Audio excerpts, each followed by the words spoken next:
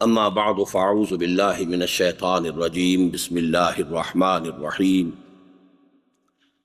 رب اشرح لی صدری ویسر لی امری واحلل عقدۃ من لسانی یفقہوا قولی۔ ایک بہت ہی مختصر مضمون جس کا ہم اس وقت مطالعہ کر رہے ہیں، یہ جو کتاب ہے دعوت رجوع الی القرآن کا منظر و پس منظر، اس کے صفحہ 81 سے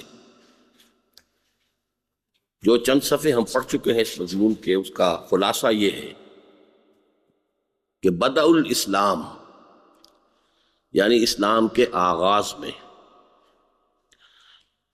دو عظیم ترین حقیقتیں کہ جو سب سے زیادہ نمایاں تھیں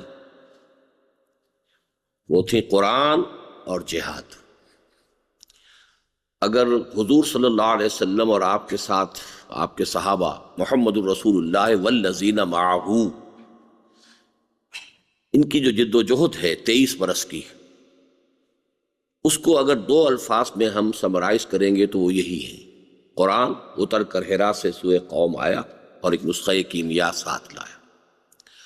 لیکن ذرا ہم نے تفصیل پڑھی، اس میں یہ ہے کہ کچھ اگر کوئی ناقدانہ انداز میں کہے گا تو یہ بھی کہے گا کہ لفاظی بہت ہے، کوئی اگر ہمدردانہ انداز میں کہے گا تو یہ کہ ادبیت ہے، کہ جس چیز کو وضاحت کے ساتھ پیش کیا گیا کہ اس قرآن نے سب سے پہلے انسانوں کو اندر سے بدلا ہے، بلکہ پہلے تو چونکایا ہے۔ یہ کیا بات کہہ رہے ہیں؟ القارعہ ما القارعہ وما ادراک ما القارعہ۔ اب یہ انداز خالص چونکانے کا انداز۔ الحاقہ ما الحاقہ وما ادراک ما الحاقہ اقترب للناس حسابهم وهم فی غفلۃ معرضون۔ یہ انداز جو ہے اذا زلزلت الارض زلزالها واخرجت الارض اثقالها وقال الانسان ما لها اذا السماء انشقت اذا السماء انفطرت اذا الشمس كورت۔ اب یہ سورتوں کے آغاز ہیں، یہ 3 سورتوں کے آغاز میں نے آپ کو سنائے۔ اذا الشمس كورت اذا السماء انشقت اذا السماء انفطرت اذا وقعت الواقعہ لیس لوقعتها کاذبہ۔ یہ جو صورتیں ہیں ابتدا میں جو نازل ہوئی ہیں یہ چونکا دینے والی تھی، اور ان میں سب سے زیادہ زور جو ہے وہ بعث بعد الموت، حساب کتاب، جزا و سزا، جنت اور دوزخ۔ یہ گویا کہ دعوت نبوت کا نقطۂ آغاز ہے، بات یہاں سے شروع ہوگی۔ اس کے بعد جو آیات بینات مزید پھر نازل ہونی شروع ہوئیں، انہوں نے ذہنوں کو صاف کیا۔ یہ کائنات کوئی اتفاقی حادثہ نہیں ہے، خود بخود وجود میں نہیں آئی ہے، اسے ایک بنانے والے نے بنایا ہے، وہ ایک ہے۔ جس خیر کا بھی تم تصور کرو گے، جس اعلیٰ صفت کا تم تصور کر سکتے ہو، وہ اس میں بتمام و کمال موجود ہے۔ لہ الاسماء الحسنی، تمام اچھے نام اسی کے ہیں۔ پہلی بات یہ کہ ایک خالق ہے، ایک مالک ہے۔ پھر یہ کہ مرنے کے بعد اس کے حضور میں حاضری ہے، جواب دہی ہے۔ اس نے جہاں تمہیں عقل دی ہے، سمع اور بصر کی نعمتوں سے نوازا ہے تاکہ تم خود علم حاصل کرو، وہیں یہ کہ ایک ہدایت کا سلسلہ بھی جاری کیا ہے تاکہ مختلف جو چوراہے آتے ہیں، دوراہے آتے ہیں، ان پر تم کہیں کسی غلط سمت پہ نہ مڑ جاؤ۔ یہ وحی ہے، نبوت ہے، رسالت ہے، کتابیں ہیں، شریعت ہے۔ اب یہ ہے جو فکر انسانی جو ہے اب اس پر استوار ہو گیا، جس کا نام ایمان ہے۔ جب ایمان اندر آ گیا، اب اس سے فطری طور پر جو غلط نظریات تھے، انسان سمجھ رہا تھا کہ بس ایسے ہی کائنات بن گئی ہے، چل رہی ہے، چلتی رہے گی، ایسے ہی بس ہم آپ پیدا ہو گئے ہیں، مر جائیں گے، ختم ہو جائیں گے، کوئی جواب دہی نہیں، کوئی سوال جواب نہیں۔ اب ظاہر بات ہے کہ اس کا تو کچھ اور نتیجہ نکلنا چاہیے نا، پھر تو باب اور معیش کوش کے عالم دوبارہ نیست، پھر تو یہ ہوگا۔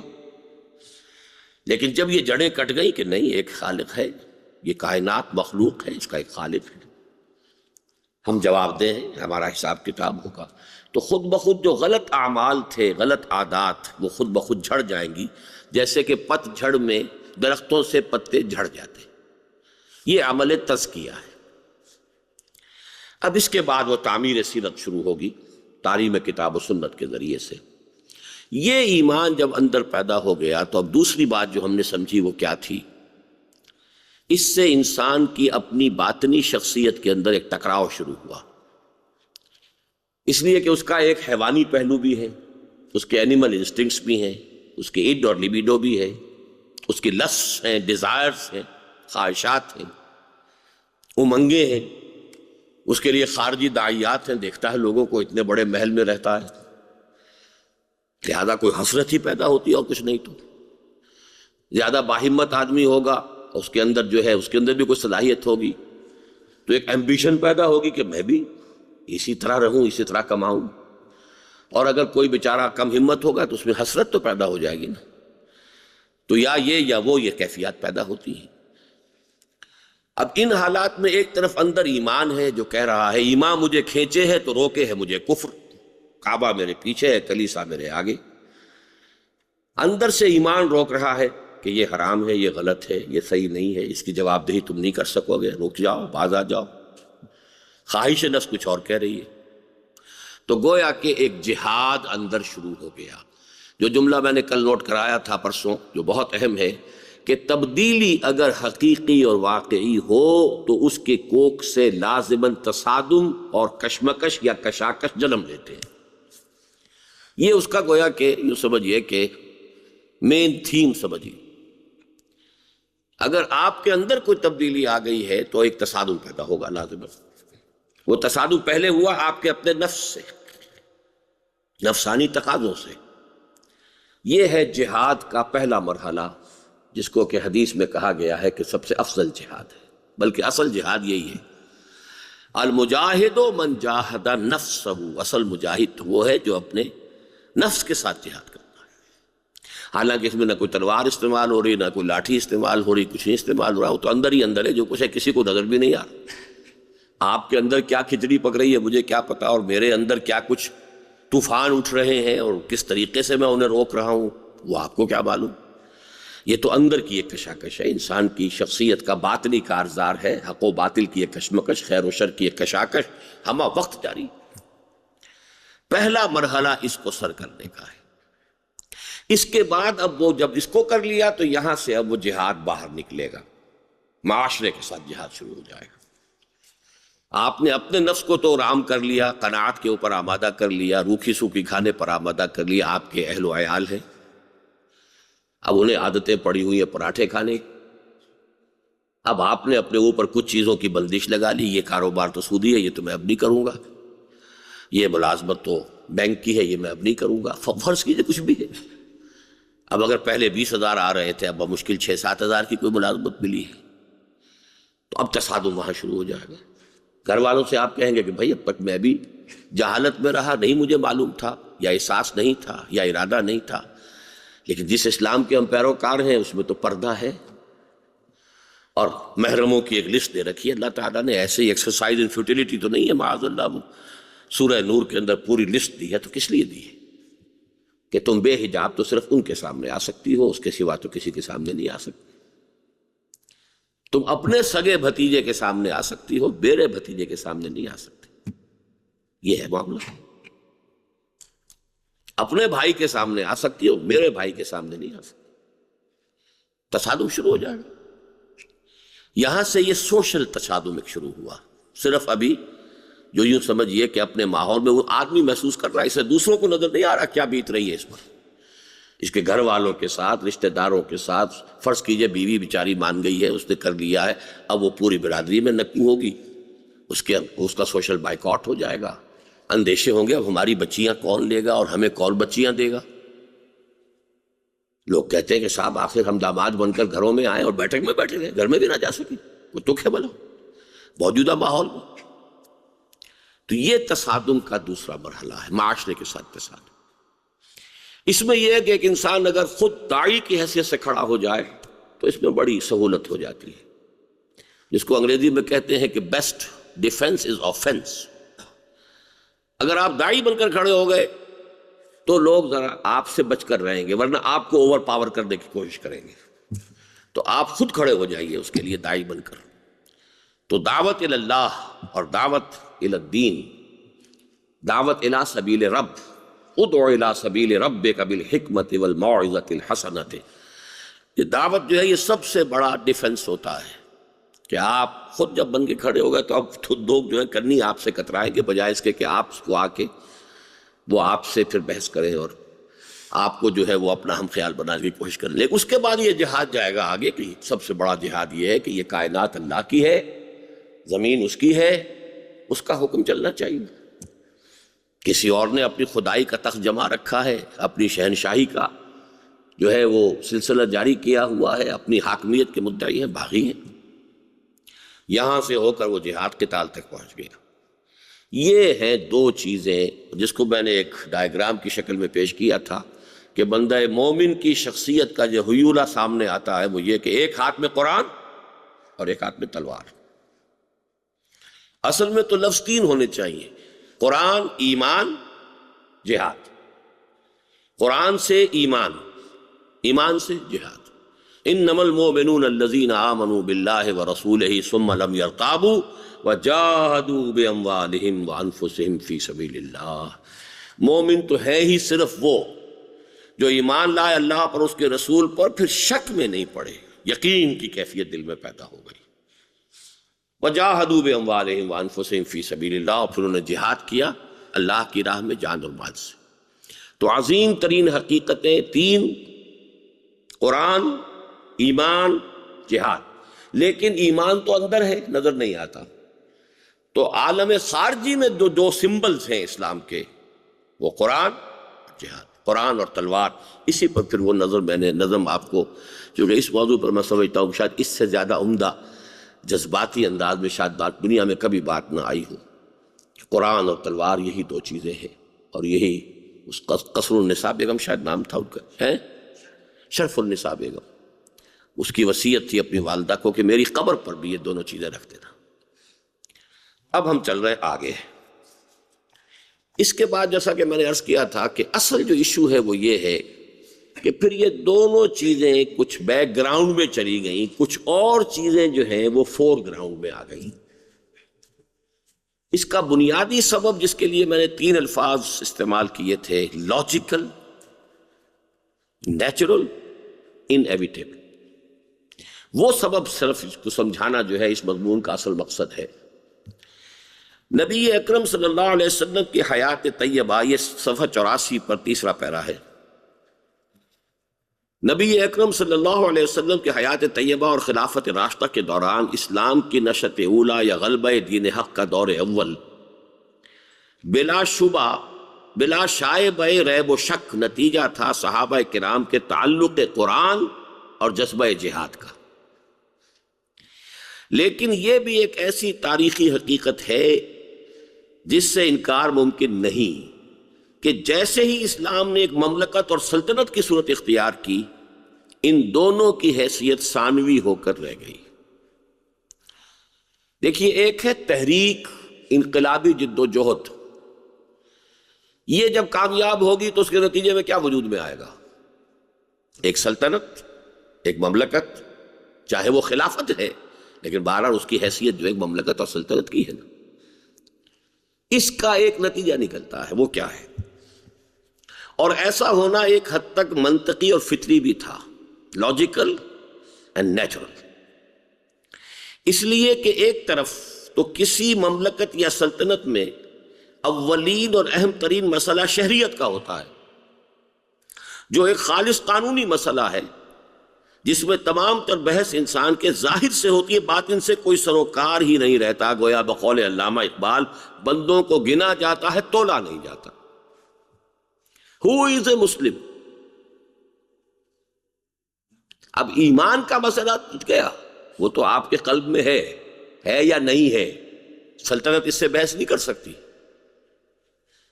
اس لیے کہ کوئی آلہ تاحال بھی ایجاد نہیں ہوا 1400 برس قبل، تو خیر چھوڑیے، آج بھی نہیں ہے کہ جس کے ذریعے سے انسان یہ تب معلوم کر سکے کہ کسی کے دل میں ایمان ہے یا نہیں. اب کیا کریں گے؟ آپ کی ایک ریاست ہے، حکومت ہے، اس میں اب اصل مسئلہ کیا ہے؟ مسلمان کون ہے؟ اور اس میں ظاہر بات ہے کہ سارا دار و مدار کچھ ظاہر پر ہوگا. جو کلمہ شہادت ادا کر رہا ہے، نماز، روزہ، حج اور زکوٰۃ کی پابندی کا مسلمان. ہو سکتا ہے وہ کوئی اسپائی ہو، ہندوستان سے ہندو آتے ہیں، ختنہ کرا کے آتے ہیں، داڑیاں بڑھا کے آتے ہیں، قرآن یاد کر کے آتے ہیں، اور ایسے لوگ بھی پکڑے گئے کئی کئی سال سے بارڈر کی مسجدوں میں، کہیں ان علاقوں میں کسی گاؤں میں بیٹھے ہوئے مسجد میں امامت کر رہے ہیں، ہے اسپائی، ہندو ہے، کیا پتا ہوا۔ لیکن ریاست اس سے بحث نہیں کر سکتی، قانون اس سے بحث نہیں کرتا۔ You will have to accept a person as a Muslim اگر وہ کلمہ شہادت ادا کر رہا ہے، نماز روزہ حج ادا۔ ہاں اگر وہ پکڑا گیا ہے جرم میں تو آپ سزا دیجیے، اگر مسلمان نے چوری کی ہے تو ہاتھ کاٹیں گے آپ، اسی طرح اگر وہ پکڑا گیا ہے، ثابت کر دیا آپ نے کہ یہ اسپائی ہے، تو پھر اسے سزا دیجیے۔ لیکن اس وقت تک تو آپ اس کو کچھ نہیں کہہ سکتے کہ میں نہیں مانتا کہ تم مسلمان ہو۔ How can you deny it? You can't۔ گویا کہ اب ایمان گیا پس منظر میں، اسلام آ گیا سامنے۔ It's a very fundamental change، بہت بنیادی بحث، بڑی اسینشل تبدیلی۔ پھر نوٹ کیجئے اسے، اس لیے کہ ایک طرف تو کسی مملکت یا سلطنت میں اولین و اہم ترین مسئلہ شہریت کا ہوتا ہے، جو ایک خالص قانونی مسئلہ ہے، جس میں تمام تر بحث انسان کے ظاہر سے ہوتی ہے، باطن سے کوئی سروکار ہی نہیں ہوتا۔ گویا بقول علامہ اقبال بندوں کو گنا کرتے ہیں، تولا نہیں کرتے۔ مزید برآں اس کا اصل موضوع نظم و نسق اور امن و امان کا ہوتا ہے، جس کے اعتبار سے بنیادی اہمیت قانون اور ضابطے کو حاصل ہوتی ہے، نہ کہ مکارم اخلاق یا مواعظ حسنہ کو۔ A society and a state, basically, they are run on the basis of the laws۔ Moral جو تعلیم ہے اس پر کوئی قانون دنیا میں چلا ہی نہیں آج تک۔ مورالٹی کی بنیاد پر تو کوئی ریاست قائم نہیں ہوتی، قانون پر ہو۔ گویا کہ اب وہ مورالٹی اور احسان اور تقوی یہ بھی پس منظر میں، قانون آگے۔ دس از لا، قانون کا تقاضا یہ ہے۔ دو بھائی ہیں، ایک بہت متقی ہے، تہجد گزار ہے، ایک پنج وقتہ نماز بھی نہیں پڑھتا یا گڈے دار پڑھتا ہے، لیکن باپ فوت ہوگا تو برابر کا حصہ ملے گا انہیں وراثت کے اندر۔ قانون ان میں کوئی فرق نہیں کر سکتا۔ اس میں تو جو بہترین میں چاہوں گا کہ آپ حضرات یاد کر لیں، امام ابو حنیفہ کا ایک قول کہ جو قانون اسلامی کی اور فقہ اسلامی کی بہت بڑی بنیاد ہے، المسلم کفو لکل مسلم۔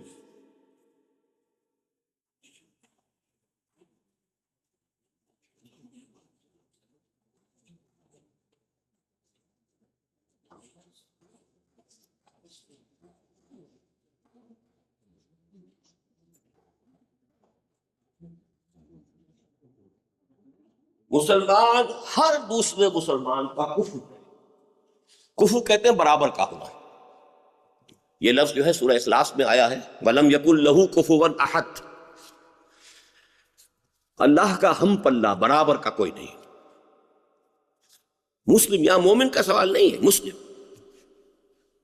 Society is based on Islam, not Iman۔ The state is based on Islam, not on Iman۔ I want to be more categorical، تاکہ کوئی شک و شبہ رہے نہ۔ معاشرہ اور ریاست اس کی بنیاد اسلام ہے، ایمان نہیں ہے۔ ایمان کا معاملہ آخرت میں آئے گا، وہاں اسلام کی کوئی حیثیت نہیں ہوگی۔ ایمان ہے تو آپ کی حیثیت ہے اللہ کی اس عدالت کے اندر، اور اگر نہیں ہے تو چاہے دنیا میں آپ بہت بڑے لیڈر بنے پھرتے ہو، بہت بڑے عالم اور مفسر بنے پھرتے ہو، مسلمانوں کی کوئی حیثیت نہیں۔ اور لیگل لیول پر المسلم کفو لکل مسلم۔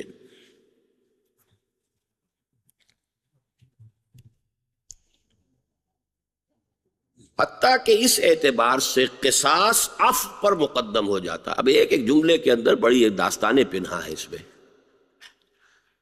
قصاص اور عفو. عفو یہ ہے کہ آپ معاف کر دیں، کسی نے آپ پر کچھ زیادتی کی معاف کر دیں. یہ ایک مورل ٹیچنگ ہے، اخلاقی تعلیم ہے. وَإِن تَعْفُوا، ابھی آپ قریب ہی پہنچ گئے انشاءاللہ، سورہ تغابن پڑھیں گے. وَإِن تَعْفُوا وَتَصْفَحُوا وَتَغْفِرُوا فَإِنَّ اللَّهَ غَفُورٌ رَحِيمٌ. 3 الفاظ لائے گئے ساتھ ساتھ. عفو، اگر تم معاف کرتے رہو، چشم پوشی سے کام لو، بخشتے رہو، تو اللہ بھی تو غفور اور رحیم ہے. کیا تم یہ نہیں چاہتے کہ اللہ تمہیں معاف کرے؟ تو اگر تم چاہتے ہو کہ اللہ تمہیں معاف کرے تو تم بھی اپنے بھائیوں کی، اپنے عزیزوں کی، انسانوں کی خطاؤں کو، غلطیوں کو، زیادتیوں کو معاف کیا کرو. ایک قصاص ہے، بدلہ لو. دوسری طرف قرآن میں سورہ بقرہ میں آپ کو آیت ملے گی وَلَكُمْ فِي الْقِصَاصِ حَيَاةٌ يَا أُولِي الْأَلْبَابِ. اے ہوش مندو، قصاص میں زندگی ہے. اب یہ دو چیزیں کہا جا سکتا ہے کنٹراڈکٹری ہے. ایک طرف عفو کی تلقین ہو رہی ہے اور دوسری طرف قصاص کی تاکید ہو رہی ہے. How do you resolve this contradiction? عفو انڈیویجول لیول پر ایک اسپرچول ایمنسیپیشن کے لیے ذاتی طور پر آپ نے کسی کو معاف کر دیا، آپ اسے بدلہ لے سکتے تھے اور معاف کر دیا. ایک تو یہ ہے کہ آپ بدلہ لینے کی قدرت ہی نہیں رکھتے تو قہر درویش برجارے درویش معاف کرنا ہی پڑے گا، اور کیا کریں گے آپ؟ جس نے آپ پر زیادتی کی ہے وہ اتنا طاقتور ہے کہ آپ اس کے خلاف کچھ کر ہی نہیں سکتے، تو معاف ہی کریں گے اور کیا کریں گے؟ وہ تو قہر درویش برجارے درویش ہے، اس سے بحث نہیں ہو رہی ہے. بحث ہو رہی ہے آپ بدلہ لے سکتے نہیں لے رہے. آپ کے اندر بھی ایک اخلاقی ترفع پیدا ہوگا، روحانی ترقی پیدا ہوگی. اس کے اندر بھی امکان ہے کہ شاید اسے بھی کوئی شرم آ جائے کہ میں نے اس کے ساتھ یہ زیادتی کی تھی، اس نے مجھے معاف کیا ہے، شاید اس کی اصلاح ہو جائے. لیکن دوسری طرف اس کا بھی تو امکان ہے کہ اس کو آپ نے معاف کر دیا، اب وہ کسی اور پر زیادتی کرے گا. یو آر انکریجنگ ہم. لہذا ٹو کرب، وہ جسے کہتے ہیں کہ ایول جو ہے تو نپ دی ایول ان دی بڈ. اگر کسی نے تھپڑ آپ کے لگایا ہے اور آپ نے جوابی تھپڑ رسید کر دیا تو اب دوبارہ وہ 10 دفعہ سوچے گا کسی اور کو تھپڑ مارنے سے پہلے. اور اگر آپ کو تھپڑ اس نے مارا اور آپ نے معاف کر دیا تو ہو سکتا ہے کہ وہ کسی اور کے خلاف بھی یہی اقدام کرے. معاشرے کا تقاضا یہ ہے کہ آپ بدلہ لیں. وَلَكُمْ فِي الْقِصَاصِ حَيَاةٌ يَا أُولِي الْأَلْبَابِ. اسی لیے اسلام کی جو سزائیں ہیں، تعزیرات ہیں، نہایت سخت ہیں. اور انہیں اگر کوئی وحشیانہ کہتا ہے تو لفظ کے اعتبار سے میں اسے غلط نہیں کہوں گا. کا ہاتھ کاٹ ڈالنا کوئی کم وحشیانہ سزا ہے؟ کسی زانی کو مار مار کے پتھر، ایسے نہیں کہ صرف جھٹکا لگا اور ایک پھانسی دی اور جھٹکا لگا اور گیا آدمی، اس میں اسے کیا تکلیف ہوئی؟ کچھ بھی نہیں. بجلی کسی چیئر پر بٹھایا اور کرنٹ گیا اور ایک دفعہ جرجری آئی ہوگی، بس خلاص. اس کے بعد اس کو کیا نہیں، پتھر مارو، رجم، مار مار کر پتھروں سے ہلاک کرنا، اس سے زیادہ وحشیانہ سزا کوئی نہیں. لیکن ہے، اسلام میں ہے. اس لیے کہ اسلام کا مقصد کیا ہے کہ ایک کا ہاتھ کٹے، 1000 کو جو ہے سبق ہو جائے، معاشرہ پاک ہو جائے گا. ایک رجم ہو جائے گا، پھر یہ ہے کہ لاکھوں کی جو ہے وہ ان کے اندر جھرجری آ جائے گی کہ ایسی حرکت ہمیں نہیں کرنی. ایگزمپلری، بلکہ یہ کہ معاشرے سے اس کو ایریڈیکیٹ کرنے کے لیے ہے اس کا فلسفہ. تو عفو اور قصاص، عفو ایک مورل ٹیچنگ ہے، قصاص ایک معاشرتی اور تحفظی حفاظتی معیار ہے. ان دونوں کے تقاضے بہت بظاہر جدا ہیں، لیکن یہاں پر قصاص جو ہے وہ ظاہر بات ہے کہ قانون کے اندر آ کر قانون میں پکڑا گیا، سزا دینی ہوگی. حضور نے فرمایا لو ان فاطمہ بنت محمد سرقت لقطعت یدها. وہ فاطمہ نام ہی کی ایک عورت تھی، بنو مخزوم کی. بنو مخزوم وہ قبیلہ ہے کہ جو بہت طاقتور تھا اور ابو جہل کا قبیلہ تھا. اس قبیلے کی ایک خاتون تھی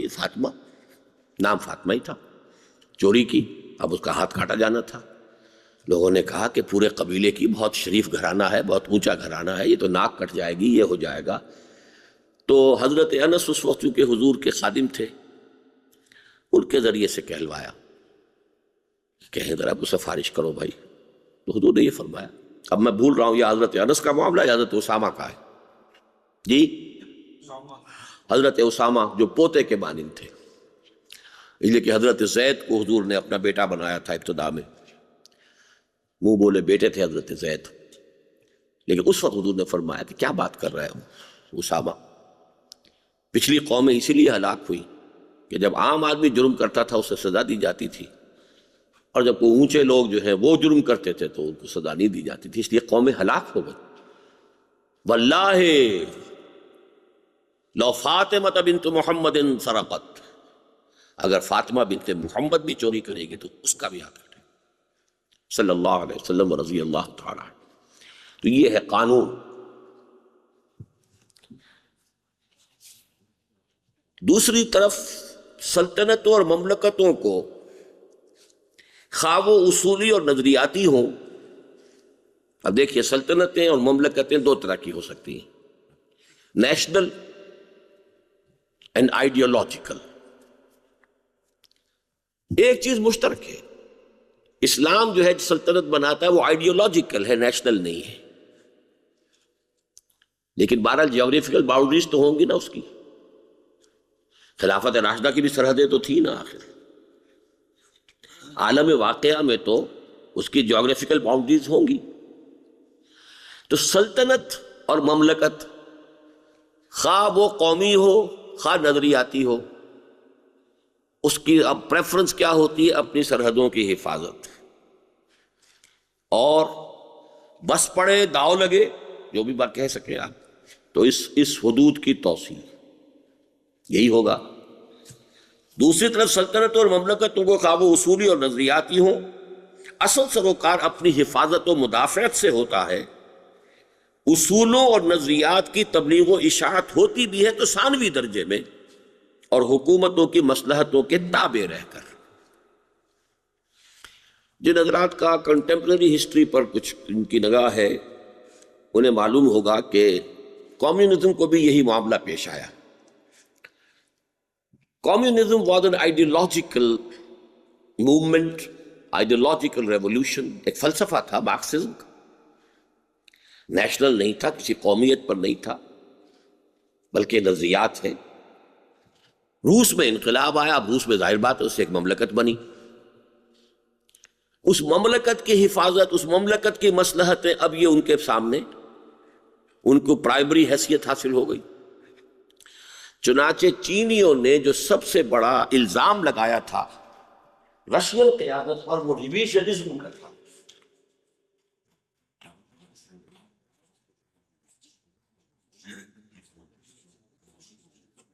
اور انہوں نے کہا تھا کہ یہ اب رشین نیشنلزم کی شکل اختیار کرتی تھی۔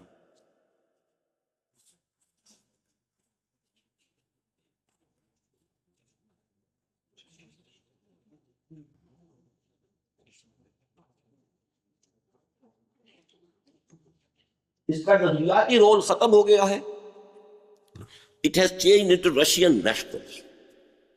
یہ تھا چارج جو چائنیز قیادت نے، ماؤ زے تونگ اور چو این لائی، ان کا رشیا کے خلاف تھا۔ اس لیے کہ پہلے تو چائنا جو اصل مارکسزم کا فلسفہ ہے وہ یہ ہے، جیسے اسلام کا فلسفہ ہے،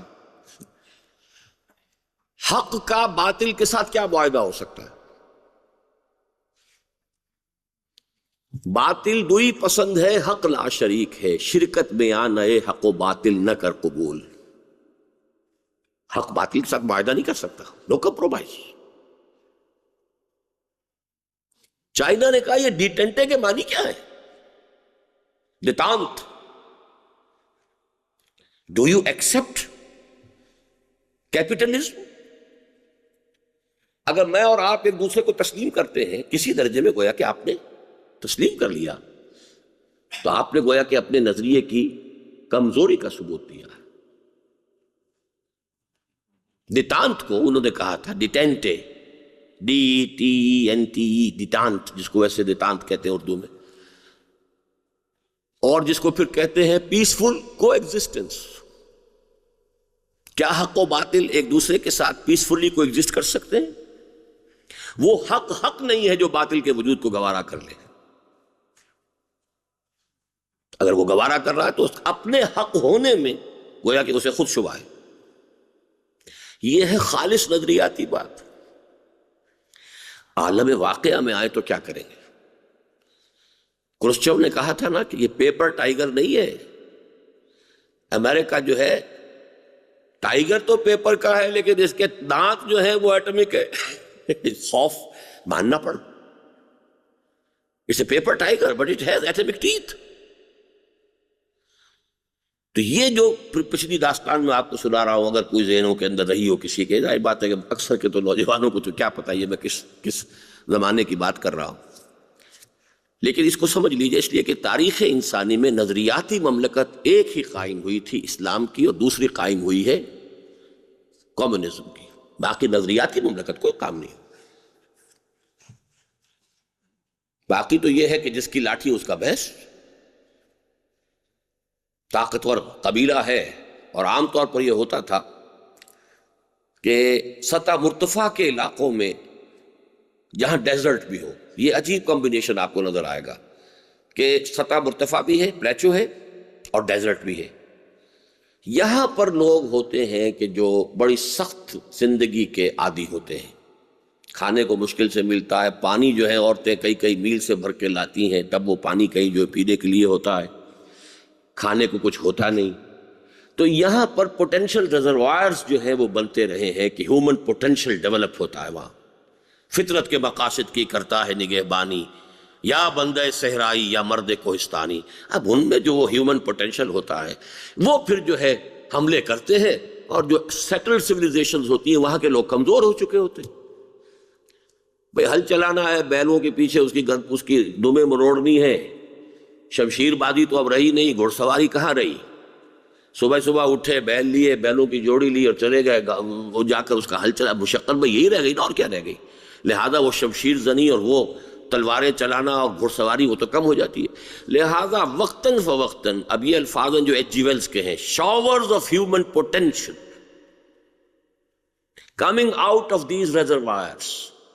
ایک ریزروائرس عربین ڈیزرٹ کا رہا ہے، ایک ریزروائر صحرائے گوبی، اور یہ اس کا جو علاقہ ہے منگولیا کا. ہنز نکلے، اٹیلا نکلا، مغل نکلے، ہلاکو نکلا، تاتاری، سب یہیں سے آئے. اور یہ جو دریاؤں کی سرزمین ہے، یہ سندھ کی سرزمین ہے، یہ گنگا اور جمن کی آباد. اب یہاں لوگ آرام سے رہ رہے ہیں. یہ آتے ہیں اور آ کے انہیں آسانی سے زیر کرتے ہیں، ان کو بھگا دیتے ہیں، خود سیٹل ہو جاتے ہیں.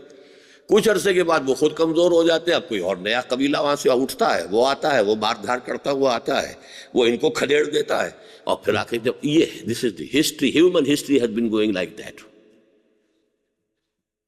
آئیڈیالوجیکل ریولیوشن اور اس کی بنیاد پر ایک اسٹیٹ یا قائم کی محمد الرسول اللہ صلی اللہ علیہ وسلم نے، اور یا پھر کمیونزم کے ذریعے سے یہ روس میں قائم ہوئی. لیکن وہی بات جو میں یہاں گنوا رہا ہوں کہ جب تک وہ ایک موومنٹ ہے، ریولوشنری اسٹرگل ہے، اس کے لیے محنت ہے، تو ایمان، قرآن اور جہاد. اب جب وہ ریاست بن گئی تو اسلام، قانون، سرحدیں، ان کی حفاظت، یہ چیزیں جو ہیں اب یہ پرائیورٹی گین کریں گی، اور وہ حقائق جو ہیں وہ لازماً بیک گراؤنڈ میں جائیں گے. یہی وجہ ہے کہ جب اسلام مملکت اور سلطنت کے دور میں داخل ہوا تو اصل زور یعنی emphasis, now there was a shift of emphasis. یہ میں نہیں کہتا کہ قرآن بالکل ختم ہو گیا معاذ اللہ.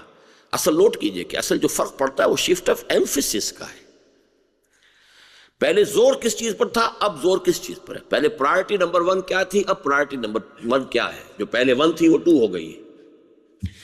یہی وجہ ہے کہ جب اسلام مملکت اور سلطنت کے دور میں داخل ہوا تو اصل زور ایمان کے بجائے اسلام پر، یقین کے بجائے اقرار اور شہادت پر، اور باطن سے بڑھ کر ظاہر پر ہو گیا. اب یہ 3 الفاظ 3 کے مقابلے میں آئے ہیں، پلیز نوٹ دیں.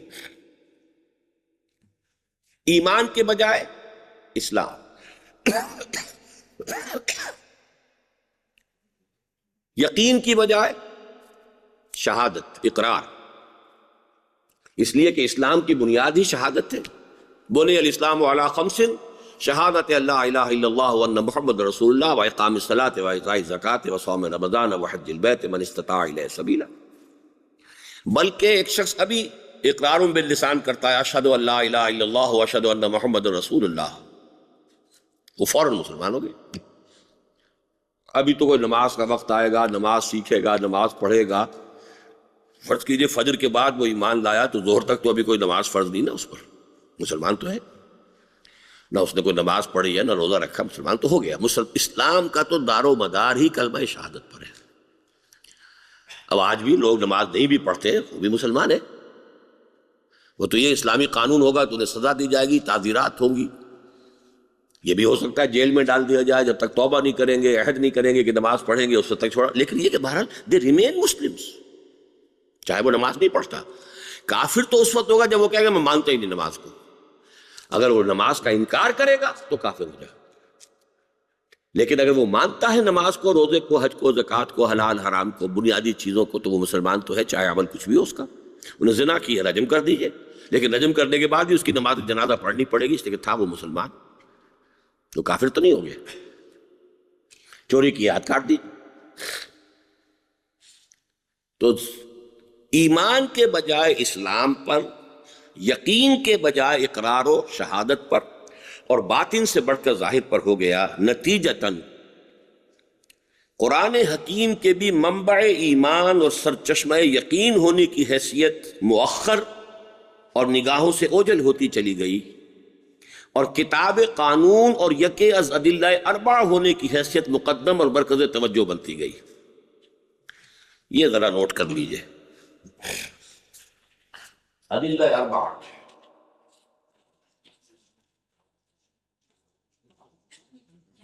اربع کسے کہتے ہیں؟ چار، اور ادلہ جمع ہے دلیل، تو دلیل ہے، یہ ہے اصل میں four sources of Islamic law.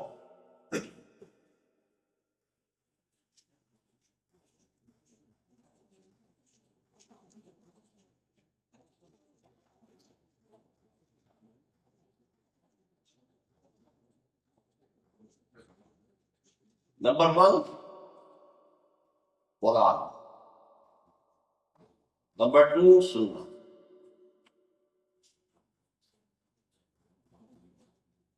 Number 3 اجماع، کنسنسس۔ خضر، یہ ساری محنت میں تمہارے لیے کر رہا ہوں۔ قیاس،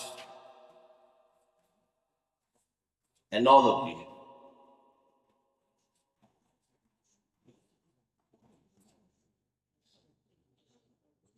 اسلامی قانون کی 4 سورسز ہیں۔ پہلا قرآن، دوسرے سنت رسول صلی اللہ علیہ وسلم، تیسرے اجماع، اور یہاں اس سے مراد ہے اجماع صحابہ اور خاص طور پر خلفائے راشدین۔ وہ سب لوگ اگر کسی چیز پہ جمع ہو گئے ہیں تو وہ بھی ایک دلیل ہے۔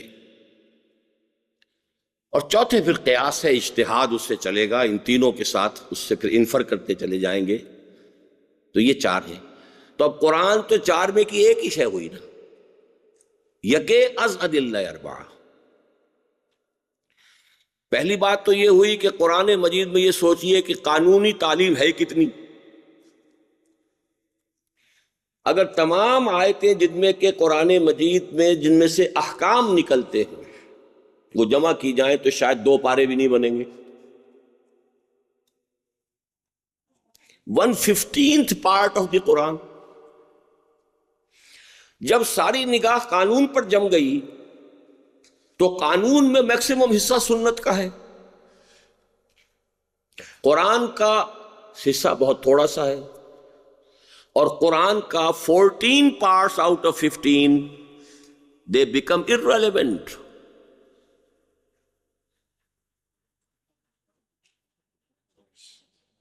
This is the inevitable result of the change of conditions. Quran became irrelevant. ایمان کی بحثیں کر رہا، ایمان تو ہمیں حاصل ہے، باقی ساری انبیاء کی کہانیاں سناتا ہے بار بار، وہ ایک دفعہ پڑھ لی جائے کافی ہے۔ اصل اہمیت کس بات کی؟ بھائی کیا کرنا ہے، کیا نہیں کرنا ہے، کیا قانون ہے، کیا شریعت ہے، کیا حکم ہے، کیا فرض ہے، کیا نہیں ہے، وہ حصہ قرآن کا ہے زیادہ 1/15۔ 14 out of 15 parts they go out of focus, at least out of focus, and out of mind, out of sight, out of mind, out of focus, out of focus, out of sight, out of mind, and they became irrelevant. پھر پڑھیے اس کو۔ یہی وجہ ہے کہ جب اسلام مملکت اور سلطنت کے دور میں داخل ہوا تو اصل زور ایمفیسس ایمان کے بجائے اسلام پر، یقین کے بجائے اقرار و شہادت پر، اور باطن سے بڑھ کر ظاہر پر ہو گیا۔ نتیجتاً قرآن حکیم کے بھی منبع ایمان اور سرچشمہ یقین ہونے کی حیثیت مؤخر اور نگاہوں سے اوجھل ہوتی چلی گئی، اور کتاب قانون اور یک از اللہ اربع ہونے کی حیثیت مقدم اور مرکوز، مرکز توجہ بنتی چلی گئی۔ اور پھر جیسے جیسے مملکت اور سلطنت کے تقاضے پھیلتے گئے اور قانون کی عملداری وسیع ہوتی گئی، قرآن مجید تو 4 میں کے 1 کی حیثیت میں پس منظر میں گم ہوتا چلا گیا۔ یہاں یہ اکبر الہ آبادی کا ایک شعر ہے، صوم ہے ایمان سے ایمان غائب، صوم گم، قوم ہے قرآن سے قرآن رخصت، قوم گم۔ یہ قوم کا لفظ نہیں، گم کا لفظ وہاں سے دیا، پس منظر میں گم ہوتا چلا گیا، اور توجہات حدیث اور فقہ پر مرتکز ہو کر رہ گئیں۔ ستم بالائے ستم یہ کہ علم اور حکمت کے میدان میں جو خلا اس طرح پیدا ہوا۔ اب یہ ذرا ایک نیکسٹ سٹیپ ہے اس کا، سمجھ لیجئے، پہلے اس کو اچھی طریقے سے نشین کر لیجئے کہ جب اسلام مملکت کے دور میں داخل ہو گیا تو 3 چیزیں اس کے نتیجے کے طور پر، کہ ایمان کے بجائے اسلام، باطن کے بجائے ظاہر، یقین کے بجائے اقرار، شفٹ آف ایمفیسس یوں ہوا۔ اور قرآن مجید رفتہ رفتہ جو کہ ساری توجہ ہو گئی ہے اب قانون پر، قرآن کا بہت کم حصہ قانون پر مشتمل ہے، اور قانون کا بہت کم حصہ قرآن سے ماخوذ ہے۔ یہ دونوں چیز ذہن میں رکھیے گا، قانون کا تو بیشتر حصہ حدیث سے ہے، سنت سے ہے۔ اس کی چھوٹی سی مثال کافی ہے، قرآن نے کہیں بھی نماز کی حیث بتائی نہیں۔ ارکان اسلام میں سے شہادت، کلمہ شہادت کے بعد عظیم ترین رکن کون سا ہے؟ الصلاۃ و عماد الدین۔ اور اس صلاۃ کی بھی نہ 5 اوقات تعین کے ساتھ قرآن میں ہے، نہ رکعتوں کی تعداد کہیں دی گئی ہے، نہ ان کے اوقات معین کیے گئے ہیں۔ ظہر کا وقت کب شروع ہوتا ہے، کب ختم ہوتا ہے، عصر کا کب شروع ہوتا ہے، کب ختم ہوتا ہے، فجر کا کب شروع ہوتا ہے، کب نہیں، نو ریفرنس واٹس ایور۔ ظہر میں 4 رکعتیں ہیں، عصر میں 4 ہیں، مغرب میں 3 ہیں، کہاں؟ ایک رکعت میں ترتیب کیا ہے؟ آپ کو قرآن میں قیام کا ذکر مل جائے گا، سجدے کا مل جائے گا، آپ کو رکوع کا ذکر مل جائے گا، ورکعوا مع الراکعین، لیکن کیا ترتیب ہوگی؟ قیام ہے، پھر رکوع ہے، پھر قیام ہے، کیوں نہیں رکوع سے سیدھے چلے گئے سجدے کے اندر؟ زیادہ لاجیکل بات ہوگی یہ کہ اس سے سمجھیے کہ ایک خاص نہج پر آپ آگے بڑھ رہے ہیں، پہلے رکوع میں گئے، سجدے میں گئے، یہ کھڑے ہونا ہے، پھر سیدھے ہونا ہے، پھر یہ کہ ایک رکوع میں رکوع ہے کہ سجدے 2 ہیں، کیوں؟ یہ ساری چیز کہاں سے ملتی؟ سنت سے۔ ساری بحثیں تو سنت سے ہوں گی۔ اب نماز کی کون سی بحث ہے جو قرآن سے لے کے آئیں گے آپ؟ لہذا اب سارا جو ہے قرآن جو ہے پس منظر میں، اور ساری توجہات کس پر مرکوز ہوئی؟ حدیث اور فقہ پر۔ فقہ اصل میں ان 2 چیزوں کا نام ہے۔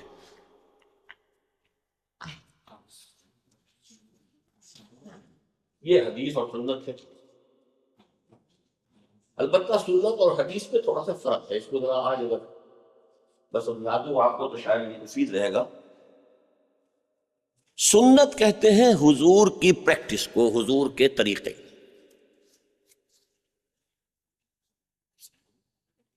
سنت کو معلوم کرنے کے لیے sources of the knowledge of سنہ are number 1 continuity of the practice, اسے کہتے ہیں تعامل.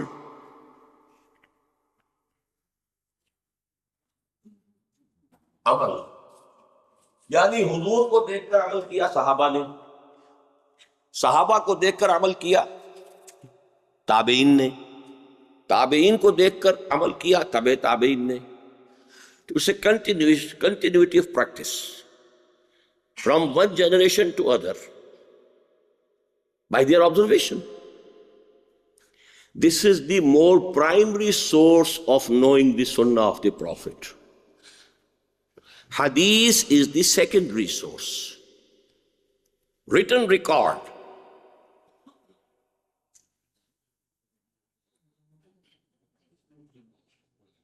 Written record بہت بعد میں ہوا ہے. یہ جو منکرین حدیث نے جو ڈیرے لگائے ہیں جن دلائل پر، تو بات صحیح ہے کہ ریٹن ریکارڈ، پھر اس ریٹن ریکارڈ کی چھان پٹک، اس کے اندر صحیح غلط، لوگوں نے غلط حدیثیں بھی گھڑ دیں. 2 لاکھ حدیثوں میں سے 6,000 منتخب کی ہیں امام بخاری نے. اس کا مطلب یہ ہے کہ 1,94,000 کو ریجیکٹ کیا انہوں نے. تو آخر کوئی بات تھی نا، لیکن یہ کام تو ہو رہا دیر میں. بٹ دس ریئل سننا is the one transmitted through the continuity of practice.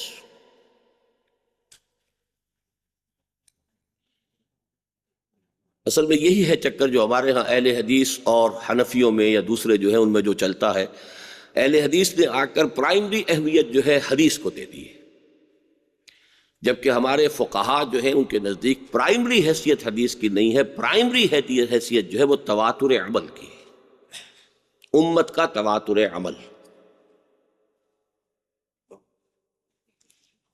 بہرحال یہ چیز اس وقت کی ہماری گفتگو میں یہ صرف سیکنڈری بات تھی، میں نے صرف آپ کو بتا دی. فرق کیا ہے؟ سنت اور شے ہے، حدیث اور شے ہے.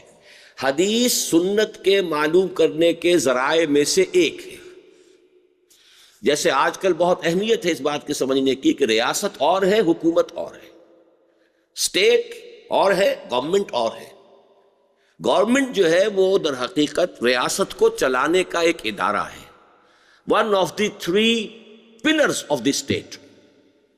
دوسرے اسٹیٹ کے لیجسلیچر ہے، جوڈیشری ہے، ایگزیکٹو ہے. ایگزیکٹو گورنمنٹ کی شکل اختیار کر لے گی. تو گورنمنٹ اور چیز ہے، اسٹیٹ اور چیز ہے، ریاست اور شے ہے، حکومت اور شے ہے. اسی طرح سنت اور شے ہے، حدیث اور شے ہے. حدیث is one of the means of knowing the سنہ of the prophet. One of the 2 کہہ رہا ہوں، ویسے یہ کہ ان میں سے پرائمری کون سی ہے، سیکنڈری کون سی، اس بحث کو ابھی آپ چھوڑ دیجئے. اہل حدیث نے آ کر حدیث کو پرائمری بنا دیا ہے، جبکہ یہ تمام جو ہمارے سابق جو فقہا تھے، اب ظاہر بات ہے امام ابو حنیفہ کے زمانے تک تو ابھی حدیثیں اس طریقے سے جمع ہوئی نہیں تھی. امام بخاری تو ابھی پیدا ہی نہیں ہوئے تھے. تو اس وقت جو اصل سنت تھی وہ در حقیقت جو کنٹینیوٹی، جو حضور کے صحابہ نے حضور کو دیکھ کر عمل کیا، پھر صحابہ نے ان کو دیکھ کر پھر تابعین نے عمل کیا، تابعین کو دیکھ کر تبع تابعین نے عمل کیا. یہ کنٹینیوٹی آف دی پریکٹس، تعامل صحابہ. یعنی توجہات حدیث اور فقہ پر مرکوز ہو کر رہ گئی. اب اس کا تھرڈ نتیجہ کیا نکلا؟ دیکھیں، جب قرآن آؤٹ آف فوکس گیا تو قرآن مجید کے اندر حکمت بھی تھی، قرآن مجید کے اندر تزکیے کی چیزیں بھی موجود تھیں، قرآن کے اندر سوشولوجی بھی تھی. یہ ساری چیزیں بھی اگر قرآن ہی پر فوکس رہتا تو یہیں سے ڈگ آؤٹ کی جاتی. لیکن جب قرآن آؤٹ آف فوکس ہو گیا تو اب یہ نتیجہ پڑھیے. ستم بالائے ستم یہ کہ علم اور حکمت کے میدان میں جو خلا اس طرح پیدا ہوا، اسے پر کرنے کے لیے مصر اور یونان کے جانب سے فلسفہ و منطق کی آندھیاں آئیں. A vacuum was created. When Quran faded into the background, when it no more remained the focus of the attention of the ummah, focus of the attention became the hadith and the sunnah and fiqh. سارا جو ہے اس پر توجہات اس پر ہو گئی. قرآن focus سے باہر گیا تو علم اور حکمت، دانائی، وزڈم، اب یہ چیزیں تزکیہ، یہ چیزیں جو ہے اس کے میدان میں بھی خلا پیدا ہوا۔ اور یہ آپ کو معلوم ہے جہاں کہیں بھی ہوا کا دباؤ کم ہو باہر سے آندیاں آتی ہیں، جھکڑ آئیں گے، سائیکلون آئیں گے، اس لیے کہ ڈپریشن ہے، ہوا کا دباؤ کم ہو گیا۔ تو اب اس کے بعد حکمت ہم نے سیکھی یونان سے، تصور ہم نے سیکھا مصر سے۔ یہ مصر سے کیوں کہا گیا ہے اس کو بھی نوٹ کر لیجئے۔ دیکھیے یونان میں سقراط بابائے فلسفہ، افلاطون اس کا شاگرد، اور ارسطوٹل اس کا شاگرد، یہ تو یونان میں رہے۔ افلاطون کا ایک پلوٹائنس، یہ اسکندریہ کے اندر اس کا ایک اسکول آف تھاٹ جو ہے مصر میں ڈیولپ ہوا۔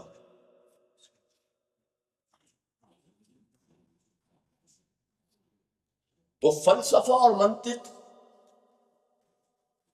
یہ تو یونان سے آئے، اور تصوف اور روحانیت یہ نیو پلیٹونزم، نو افلاطونیت، حکیم فلاطینوس،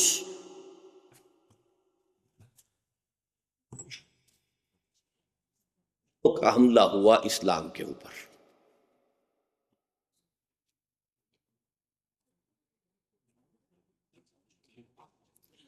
نتیجتاً پورا عالم اسلام ارسطو کی منطق، ایرسٹوٹلین لاجک اور نو افلاطونی تصوف، نیو پلیٹونک مسٹسزم کی آماج گاہ بن گیا۔ یہاں تک کہ فلسفہ و اصول اخلاق کے لیے بھی مسلمانوں کو اغیار کے سامنے کاسہ گدائی پیش کرنے کے سوا کوئی چارہ نہ رہا۔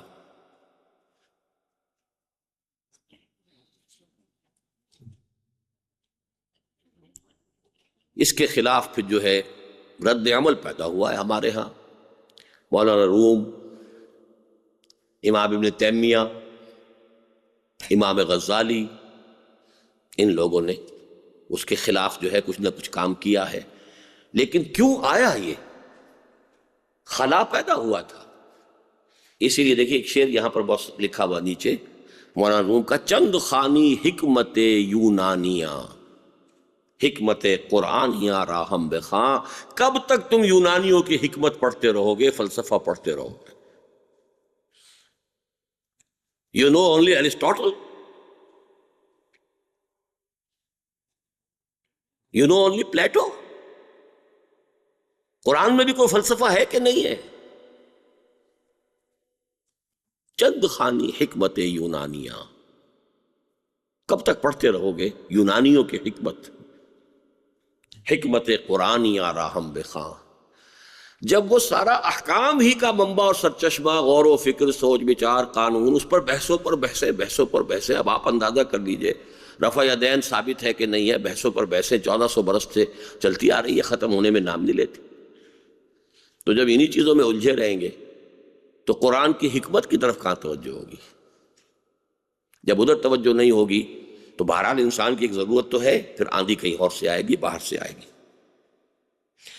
اور رفتہ رفتہ صورت یہ ہو گئی کہ ایمان نہ منبع ایمان، قرآن نہ منبع ایمان رہا، نہ سرچشمہ یقین، اور نہ مخزن اخلاق رہا، نہ معدن حکمت۔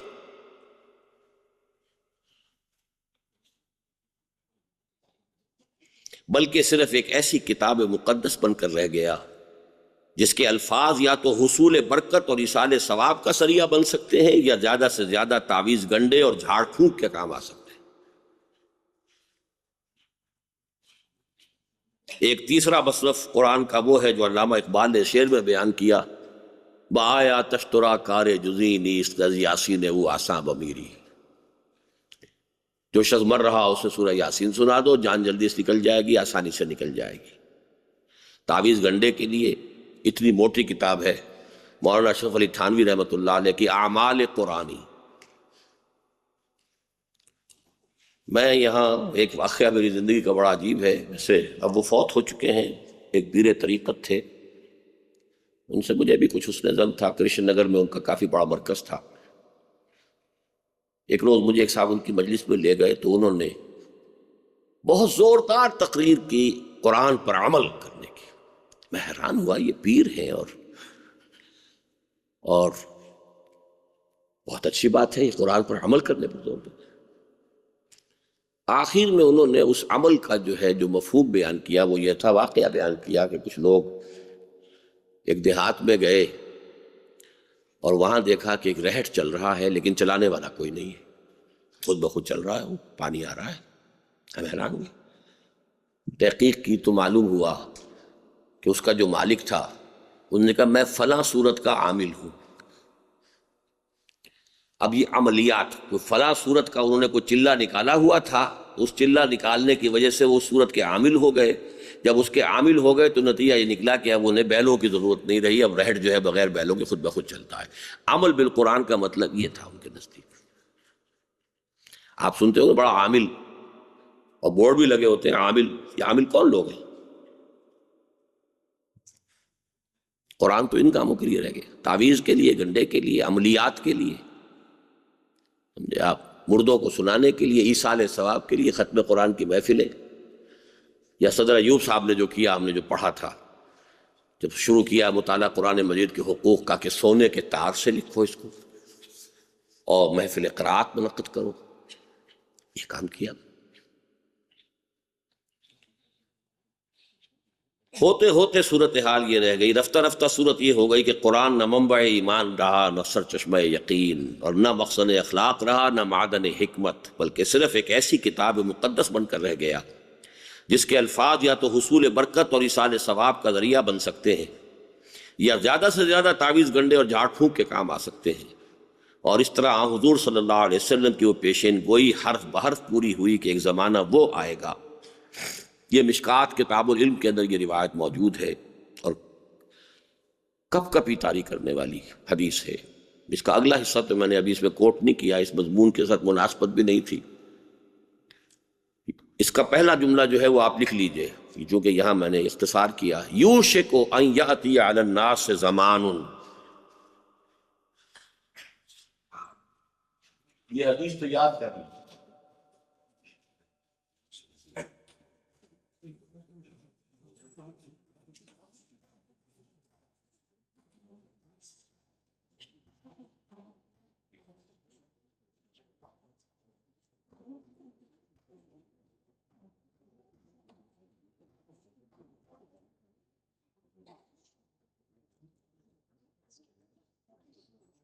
اندیشہ ہے کہ لوگوں پر ایک ایسا زمانہ بھی آ جائے گا.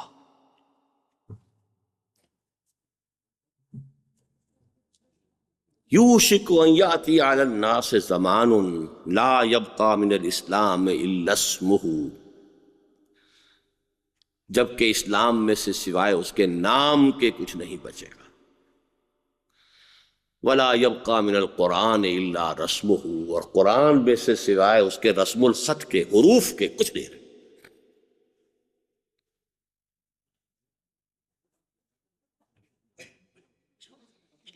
جس پر کہ اقبال نے بہت ہی تلخ انداز میں کہا، یا مسلمان مرد یا قرآن بے مرد، مسلمان مر گیا یا قرآن مر گیا. صاحب قرآن وہ بے ذوق طلب، کیسے ممکن ہے؟ قرآن تو آگ لگا دیتا ہے انسان کے اندر، لیکن قرآن جو ہے وہ جزدان میں بند ہو، جزبان بہت خوبصورت ہو، قرآن بھی جو ہے بہت اعلیٰ آرٹ پیپر پر چھپا ہوا ہو، اس سے کیا بنتا ہے؟ قرآن اندر سرایت کرے تب ہے نا.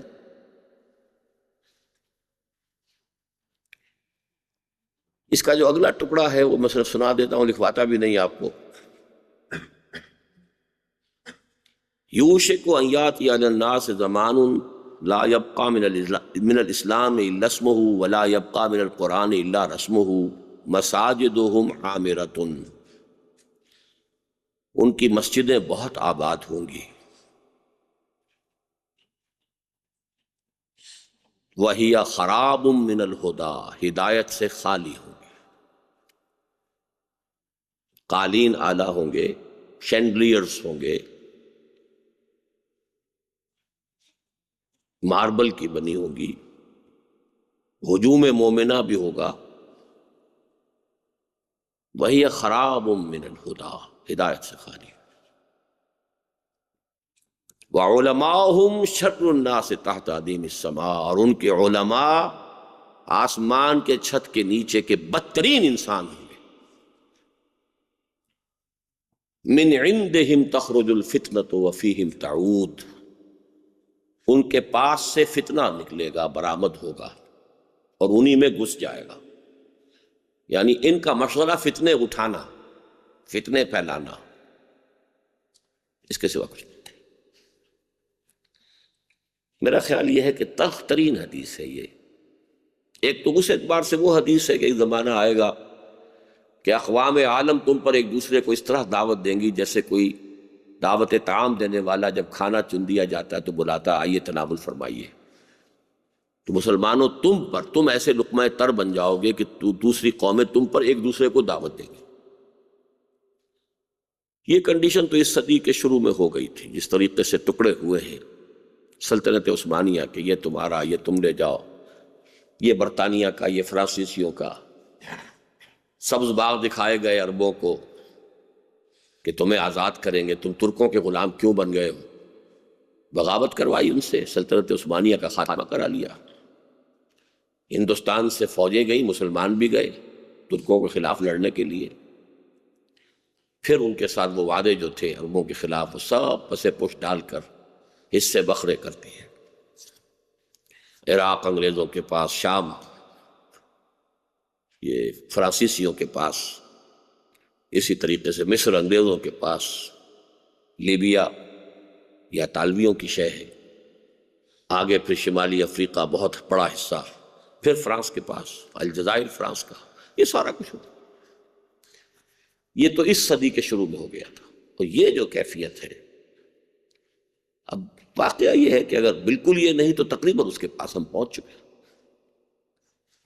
ایک پروفیشن ہے مولویت، پروفیشنل جیلیسیز ہیں، ان کی اپنی جو جماعتیں ہیں وہ ٹریڈ یونینز ہیں، اس کے سوا کچھ نہیں ہے۔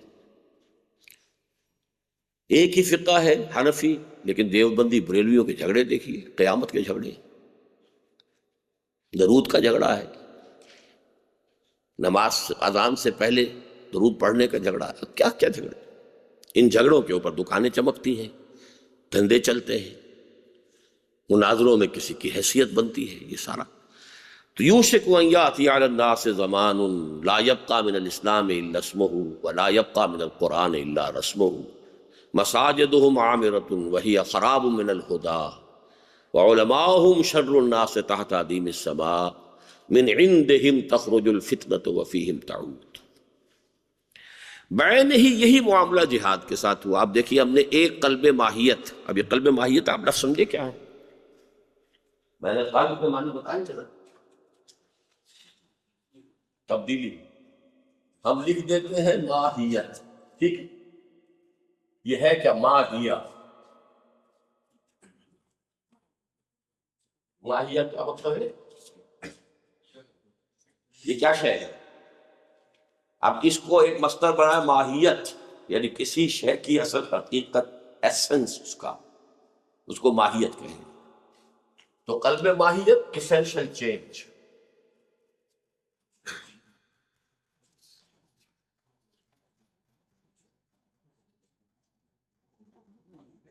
جیسے میں نے بتایا تھا لا ادری، میں کچھ نہیں جانتا، اس سے کیا بنا؟ لا ادریت، یعنی وہ فلسفہ کہ جس کا بنیادی اصول ہی یہ ہے کہ ہم کچھ نہیں جان سکتے، اس کائنات کی اصل حقیقت اور ماورائی جو مسائل ہیں ان کا حل کسی کے پاس نہیں، لا ادری۔ تو لا ادریت، ماہیہ، ماہیت، ماہیت کیا ہے؟ اس کی نوعیت کیا ہے؟ اس کی ماہیت کیا؟ بولتے ہیں ماہیت سب ہے، لیکن بس صرف اتنا سمجھیے ماہیہ سے ماہیت بن گئی۔ قلب ماہیت کسی شے کی جو اصل حقیقت ہے اس کا بدل جانا۔ ایک ہے فارم کی تبدیلی، ایسنشلی چیز وہی ہو، شکل بدل جائے۔ یہ ظاہری تبدیلی ہے. ایک ہے فارمل چینج. یہ انگریزی میں تو یہ بہت پیارے الفاظ ہیں. Formal change, essential change. ایک ہے کہ جس کے اندر ظاہری طور پر تبدیلی آئی ہے، حقیقت میں کوئی تبدیلی نہیں ہوئی. ایسنشل چینج وہ ہے کہ جس میں اس کی اصل ایسنس، ماہیت جو ہے اس کے اندر تبدیلی آ جائے. بالکل ہی یہی معاملہ جہاد کے ساتھ بھی ہوا. جب اصل زور ایمان پر نہ رہا بلکہ اسلام پر ہو گیا تو جہاد بھی جو ایمان حقیقی کا رکن رکین تھا خود بخود نگاہوں سے اوجھل ہوتا چلا گیا. بتائیے ارکان اسلام کون سے ہیں؟ کلمہ شہادت، نماز، روزہ، حج، زکوٰۃ. حج تو ہے ہی، جہاد تو ہے ہی نہیں اس میں. جہاد تو گیا. It faded into the background. سارا emphasis اسلام پر ہے. اسلام پر بنی الاسلام علی خمس: شہادت اللہ الہ الا اللہ وان محمد رسول اللہ واقام الصلاۃ وایتاء الزکوٰۃ وصوم رمضان وحج البیت. No mention of jihad. کچھ لوگوں نے اس دور میں یہ جسارت کی ہے کہ پھر اسے بھی کہا یہ بھی رکن ہے اسلام کا. بہت بڑی جہالت ہے، بہت بڑی غلطی. We can't change. یہ حدیث متفق علیہ ہے. اسلام کے ارکان 5 ہی ہیں: کلمہ شہادت، نماز، روزہ، حج اور زکوٰۃ. یہی حدیث جبرائیل میں ہے. یہ پھر ہم پڑھیں گے انشاءاللہ. میں کوشش کروں گا اس بیچ کو حدیث بھی میں پڑھاؤں. پچھلے بیچ کو بھی میں نے پڑھائی ہے. تو ارکان اسلام میں ہم ایڈ نہیں کر سکتے جو محمد رسول اللہ نے فرمایا. لیکن ایمان اور اسلام کا فرق کیا ہے؟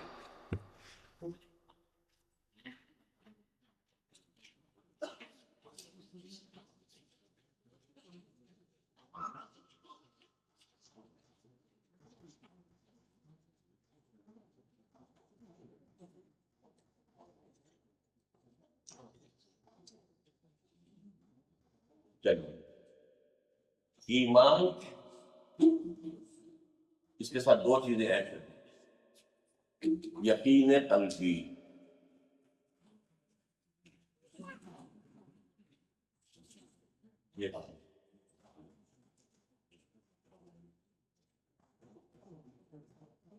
یہ ایمان کے ارکان میں سے ہے، اسلام کے ارکان میں سے.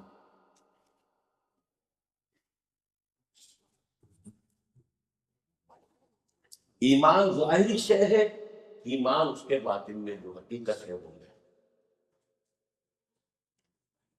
اسی لیے جو پچھلی دفعہ ہم نے پڑھی تھی آیت: انما المؤمنون الذین آمنوا باللہ ورسولہ ثم لم یرتابوا. یقین قلبی. مومن تو صرف وہ ہے جو ایمان لاتے اللہ پر، اس کے رسول پر، پھر شک نہیں کرتے. وجاہدوا باموالہم وانفسہم فی سبیل اللہ. اور جہاد کرتے ہیں اپنے مال اور جان کے ساتھ اللہ کی راہ میں.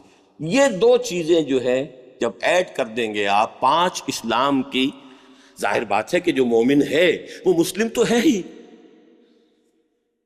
اسلام کی 5 چیزیں تو پہلے سے ہیں: نماز، روزہ، حج، زکوٰۃ، کلمہ شہادت. لیکن اس میں ایمان تو اس سے 2 چیزوں کا اضافہ کیجیے. یہ جو رے آف لائٹ ہے اس کو جب پرزم میں سے گزارتے ہیں تو کتنے کلر نکلتے ہیں؟ اس میں سے 7. اور اس میں ایک طرف الٹرا وائلٹ اور دوسری طرف انفرا ریڈ. بالکل وہ سمجھیے کہ 7 کے بجائے 5 تو یہ ہیں جو نظر آنے والے ہیں، اور یہ ادھر جو ہے وہ الٹرا وائلٹ ہے، ادھر انفرا ریڈ ہے. وہ جہاد جو ہے وہ انفرا ریڈ ہے، وہ چیزیں جو کہ نظر نہیں آتی. Just like infra red.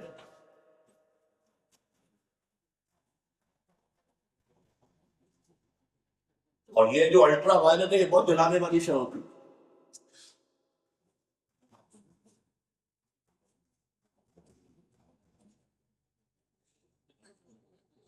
یہی کہتے ہیں جب یہ سورج گرہن ہوتا ہے تو الٹرا وائلٹ ریز کا بہت زیادہ طوفان ہوتا ہے. اگر دیکھا جائے تو وہ آنکھوں کی بصارت جو ہے اس کو جلا دے گی.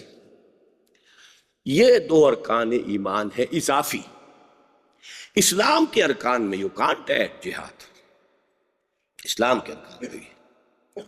بعین ہی یہی معاملہ جہاد کے ساتھ بھی ہوا. جب اصل زور ایمان پر نہ رہا بلکہ اسلام پر ہو گیا تو جہاد بھی جو ایمان حقیقی کا رکن رکین تھا خود بخود نگاہوں سے اوجھل ہوتا چلا گیا اور ساری توجہ ارکان اسلام پر مرتکز ہو گئی جن کی فہرست میں جہاد سرے سے شامل ہی نہیں ہے. گویا کہ جہاد پر ظلم قرآن سے بھی بڑھ کر ہوا، اس لیے کہ قرآن تو خواہ چار میں سے ایک کی حیثیت ہی سے صحیح بہرحال شریعت کے اصول اربعہ میں شامل تو ہے. جہاد تو نہ صرف یہ کہ اسلام کے ارکان خمسہ میں شامل نہیں ہے. دیکھیں اصول اربعہ اور ارکان خمسہ، اصول اربعہ اسلامک لاء کے ہیں، فقہ کے اصول اربعہ چار، ان میں سے ایک قرآن تو ہے. اسلام کے ارکان پانچ، ان میں سے ایک بھی نہیں جہاد. It is not at all included.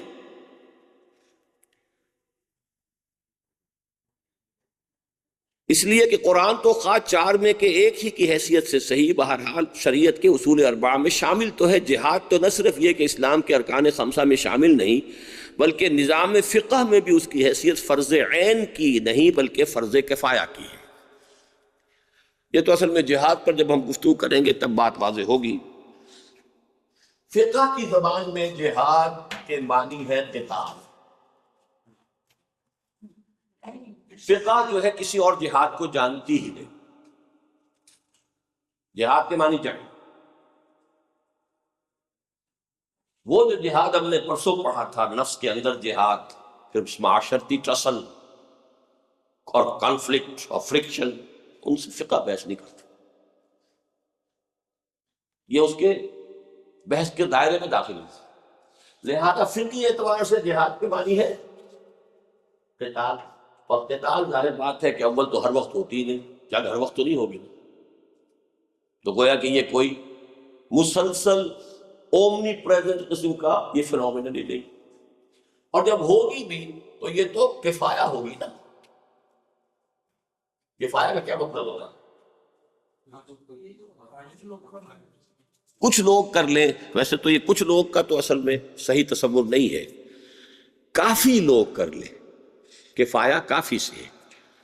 ویسے یہ کہ چونکہ سادہ سی مثال ہمارے ہاں نماز جنازہ، نماز جنازہ فرض کفایہ ہے. اگر ایک مسلمان کی نماز جنازہ کچھ لوگوں نے بھی پڑھ لی تو سب کی طرف سے ادا ہوگی. کسی نے بھی نہیں پڑھی تو پوری آبادی گناہ گار ہوگی. یہ فرض کفایت کا تصور ہے. میں ظہر کی نماز، عصر کی نماز یہ مجھ پر اور آپ پر فرض عین ہے، ہر صورت پڑھنی ہے، ہر مسلمان کو پڑھنی ہے. نماز جنازہ فرض کفایہ ہے، کچھ لوگوں نے پڑھ لی سب کی طرف سے ادا ہو گئی. لیکن کفایہ کا لفظ بنا ہے کفایت کفا سے. یعنی فرض کیجئے حضرت عمر کے زمانے میں ڈیمانڈ آئی، شام کے محاذ سے ڈیمانڈ آئی کہ جلد از جلد کم سے کم 10,000 اور مجاہد بھیجیے. اب یہاں پر کال کی گئی بھئی آئیں والنٹیئر بھی تھے، اسٹینڈنگ آرمیز تو تھی نہیں. If 10,000 come forward اور وہ اپنے آپ کو پیش کر دیں، باقی کی طرف سے فرض ساقط ہو گیا، ادا ہو گئی. 10,000 کو کہیں گے جاؤ بھائی محاذ پر. اب باقی اگر نہیں جا رہے تو گناہ گار نہیں ہے. ہاں اگر 10,000 کی ڈیمانڈ تھی 10,000 پوری نہیں ہو رہی ہے تو سب گناہ گار ہو جائیں گے. If that demand is completed، کفایہ کافی. 200 آدمیوں کی ڈیمانڈ آئی تھی، 200 آدمی نکل آئے، بس کافی ہے، ٹھیک ہے. باقی سب کے لیے جو ہے آپ اپنے گھروں میں آرام سے سوئیں، تہجدیں پڑھیں، اوکے. لیکن یہ کہ اگر یہ 200 آدمی نکلے نہیں اور سارے کے سارے جو ہیں وہ شہر میں تہجدیں پڑھتے رہے تو سب کی تہجدیں منہ پر دے کے ماری جائیں گی. تمہیں تو اس وقت میدان جنگ میں ہونا چاہیے تھا. تو یہ ہے فرض کفایہ. لیکن ظاہر بات ہے کہ چونکہ فقہ کی زبان میں پہلے تو ہم نے کہا کہ یہ ارکان اسلام میں تو ہے ہی نہیں. اب فقہ جو ہے کسی چیز کو فرض کہتی ہے، کسی کو فرض عین کہتی ہے، کسی کو سنت کہتی ہے، کسی کو واجب کہتی ہے، کسی کو فرض کفایہ کہتی ہے. تو فقہ کی زبان میں بھی نمبر ایک تو یہ کہ جہاد کے معنی قتال کے ہو گئے اور یہ فرض عین تو ہے ہی نہیں، فرض کفایہ ہے. لہذا اب آپ دیکھتے ہیں کہ جہاد کیسے اس فوکس آف اٹینشن سے پیچھے ہٹ رہا ہے. اس پر مستند یہ کہ جہاد کا تصور بھی بس ہو گیا اور اس شجرہ طیبہ کی شاخوں کو جڑ اور تنے سے جدا کر کے ہر ایک کو مختلف رنگ دے دیا گیا. اب یہاں ایک ایک لفظ کو سمجھانا پڑ رہا ہے. شجرہ طیبہ میں کیا ہوتا ہے؟ ایک درخت کے 3 حصے ہیں.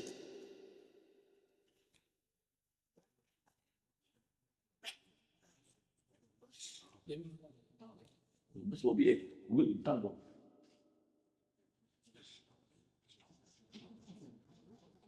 برگ و بہار سب سے اوپر، تنا جو اس کو اٹھائے ہوئے ہے، اور جڑ.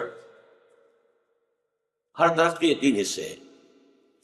تو اس شجرہ طیبہ جو جہاد ہے، اس کی اصل جڑ کیا تھی؟ جہاد مع النفس. اندر جیسے جڑ زمین کے اندر ہوتی ہے، نظر نہیں آتی، ایسے ہی جہاد کی جڑ جو ہے مجاہدہ نفس. المجاہد من جاہد نفسہ. اب اس کا اس قتال میں کہیں ذکر ہی نہیں. اس شجرہ طیبہ کو شاخوں اور تنے سے جدا کر کے، تنا جو ہے وہ معاشرتی سطح پر جو ہو رہا ہے اور دعوت و تبلیغ کا کام جو ہو رہا ہے، ہر ایک کو مختلف رنگ دے دیا گیا. چنانچہ ایک طرف جہاد مع النفس کا رخ اعمال اور معاملات کے مجدار سے پرے ہی پرے اذکار و اوراد اور نفسیاتی ریاضتوں اور ورزشوں کی راہ یسیر شارٹ کٹ کے جانب موڑ دیا گیا. سمجھ میں آئی یہ بات یا نہیں؟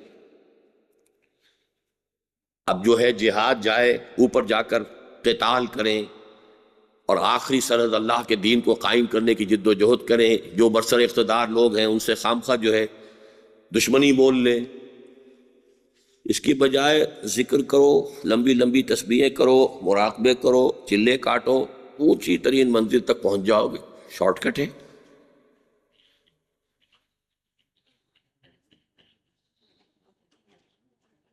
صرف ایک معاملہ رہ گیا، مراقبے، چلے، ذکر، اذکار، اشغال، یہ سب جو تصوف کا راستہ ہے لمبا چوڑا. ظاہر بات ہے کہ کوئی بھی مرشد ہیں، انہوں نے تو اپنی خانقاہ بنا رکھی ہے. جو لوگ ان کے پاس چل کر آتے ہیں ان کو مانگنا شروع کر دیتے ہیں، رگڑنا شروع کر دیتے ہیں. وہ کسی کے پاس چل کر نہیں جاتے اس کو بات پہنچانے کے لیے. داعی جو ہے وہ میدان میں جاتا ہے، لوگوں کو پہنچاتا ہے، گالیاں سنتا ہے لوگوں سے. یہاں تو یہ کہ جو خود چل کر آئے گا کہ حضرت میں آپ سے بیعت کرنا چاہتا ہوں، میں آپ سے اپنا تزکیہ نفس کرانا چاہتا ہوں، تو اس کو جو بھی ہے وہ ذکر بتائیں گے، اشغال بتائیں گے، یہ پڑھ لیا کرو، یہ کر لیا کرو، یہ تسبیح ہے اتنی جو ہے روزانہ کر لیا کرو، یہ ذکر اس طرح یہ بتائیں گے. کہاں وہ ہے کہ میدان میں آؤ، باطل کو چیلنج کرو، جمعیت اکٹھی کرو، اکٹھی کر کے باطل کے ساتھ تصادم مول لو. وہ تو پھر یہ کہ اوکھی کاٹی مشکل پینڈا، وہ اوکھی کاٹی مشکل پینڈا، اس کو چھوڑ کے آدمی کیوں نہ یہ راہ یسیر. راہ یسیر کا کیا مطلب؟ آسان راستہ، شارٹ کٹ. اور اس سے ایک آدمی جو ہے وہ خود بخود بھی وہ بھی فلاں حضرت کے یہ جو ہے اجازت یافتہ ہیں اور فلاں حضرت سے ان کو خلافت ملی ہے. اب وہ تو دوسروں کی جو ہے، آپ خود نہ صرف یہ کہ خود نفس مزکہ بن گئے، دوسروں کا بھی تزکیہ فرما رہے ہیں بیٹھے ہوئے. جب وہاں تک رسائی ان تمام راستوں سے ہٹ کر ادھر سے ہو جاتی ہے تو پھر خواہ کائے کو اس مصیبت میں کھکھیڑ میں آدمی کائے کو پڑے گا. ایک طرف جہاد مع النفس کا رخ اعمال اور معاملات کی مجدار سے پرے ہی پرے اذکار و اوراد اور نفسیاتی ریاضتوں اور ورزشوں کی راہ یسیر شارٹ کٹ کی جانب موڑ دیا گیا، اور دوسری طرف جہاد کو قتال کے ہم معنی قرار دے کر اس کا مقصد مملکت کی سرحدوں کے تحفظ و دفاع اور بس چلے تو توسیع کے سوا کچھ نہ رہا شرک کو. آپ اس کو بھی سمجھ لیجئے. میں عموماً جب جہاد کے بارے میں 3 مغالطے بیان کیا کرتا ہوں، کل بھی میرا ایک لیکچر ہے نیپا جو ہے national institute of public administration, اس میں جہاد کی حقیقت پر گفتگو ہے میری کل. 3 بڑے بڑے مغالطے جو ہے جہاد کے بارے میں، اور ہم we can't blame our enemies for that, اس لیے کہ ان مغالطوں کو خود ہم نے پیدا کیا ہے. اب وہ اس کے اوپر they are playing upon it، یہ دوسری بات ہے. لیکن یہ کہ جیسے میں نے کہا تھا نا کہ تقویٰ کا ترجمہ بھی ڈر، انذار کا ترجمہ بھی ڈراؤ، خوف کا ترجمہ بھی ڈر، تو ڈر ہی ڈر ہو گیا قرآن مجید کے اوپر. ڈر تو چھا گیا. تو ترجمے تو ہم نے غلط کیے کہ جس کی وجہ سے دشمنوں کو موقع ملا کہ یہاں تو ہے ہی خوف ہے. اور خوف ظاہر بات ہے کہ ایک منفی محرک ہے. مثبت جذبہ تو نہیں ہے، تو منفی جذبہ ہے۔ مثبت جذبہ محبت کا ہے۔ لہذا عیسائیوں کا یہ اعتراض جو ہے وہ بڑے شد و مت کے ساتھ آیا کہ عیسائیت میں ہم لوگ جو ہے اللہ کی محبت، خدا کی محبت کو ایمفیسائز کرتے ہیں، اور اسلام اور قرآن نے خدا کے خوف اور ڈر کو ایمفیسائز کیا ہے۔ ایک حد تک بات صحیح، میں بتا چکا ہوں آپ کو کہ ابتداءً دعوت انذار ہی ہوتی ہے، یہ بات صحیح ہے، لیکن قرآن کو بحیثیت مجموعی لیں گے تو الحمدللہ رب العالمین حمد سے شروع ہو رہی ہے۔ الرحمن الرحیم، دو صفات جو سب سے پہلے ایمفیسائز کی جا رہی ہیں، وہ تو الرحمن الرحیم کی ہے۔ اس اعتبار سے اقرا بسم ربک الذی خلق، خلق الانسان من علق، اقرا وربک الاکرم، جو ابتدائی تعارف اللہ کا وہ تو اس طرح کرایا جا رہا ہے، وہ خوف دلانے والا انداز نہیں ہے۔ لیکن یہ کہ جب دعوت شروع ہوگی کسی بگڑے ہوئے معاشرے میں تو اس کا ابتدائی سٹینڈ جو ہے انذار، جاگ جاؤ، ہوش میں آ جاؤ، یہی ہوگا۔ لیکن دوسرا اس میں اضافہ اس سے ہو گیا کہ ہم نے ان تمام الفاظ کا ترجمہ ڈر کر دیا۔ اسی طریقے سے تین غلطیاں کہ جس کی وجہ سے جہاد پر اہل مغرب کو تنقید کرنے کا اور مخالفانہ تنقید کرنے کا موقع ملا ہے، وہ نمبر ایک، جہاد کے معنی جنگ، نمبر دو، مسلمان جب بھی جنگ کرے وہ جہادی ہے، چاہے وہ خود فاسق اور فاجر ہو، بدمعاش حکمران ہے، کوئی عیاش حکمران ہے، اور وہ بدمعاش اور عیاش حکمران مسلمان نام تو ہے اس کا، وہ اپنی مملکت بڑھا رہا ہے تاکہ اور ریونیوز آئیں، زیادہ بڑا محل بنا سکوں، زیادہ بڑا آریہ مہر بن سکوں، زیادہ بڑا شہنشاہ بن سکوں، یہ کام کر رہا۔ لیکن یہ کہ مسلمان جب بھی جنگ کرے گا یہ جہاد فی سبیل اللہ، دس از ہاؤ ہم نے اس لفظ کو بدنام کیا۔ اور تیسرے یہ کہ جہاد نہ رکن اس دین ہے نہ فرض عین ہے، یہ تو فرض کفایہ ہے، اور وہ بھی ہر وقت ہونے والی بات ہی نہیں، لہذا مسلمانوں کی تصورات سے وہ چیزیں نکلتی چلی گئیں۔ لیکن بدنامی ان دو چیزوں سے متعلق ہوئی کہ ہر مسلمان جب جنگ کرے گا وہ گویا کہ جہاد ہے۔ تو جہاد اصل میں کیا ہے، یہ تو پھر کبھی اس پر گفتگو ہوگی، اگرچہ بنیادی طور پہ ہم کر چکے ہیں۔ جہاد انسان کے پہلے اپنے اندر ہے، نفس سے، پھر معاشرے کے اندر، پھر نظام کے خلاف، یہ تین اس کے بیسک لیولز ہیں۔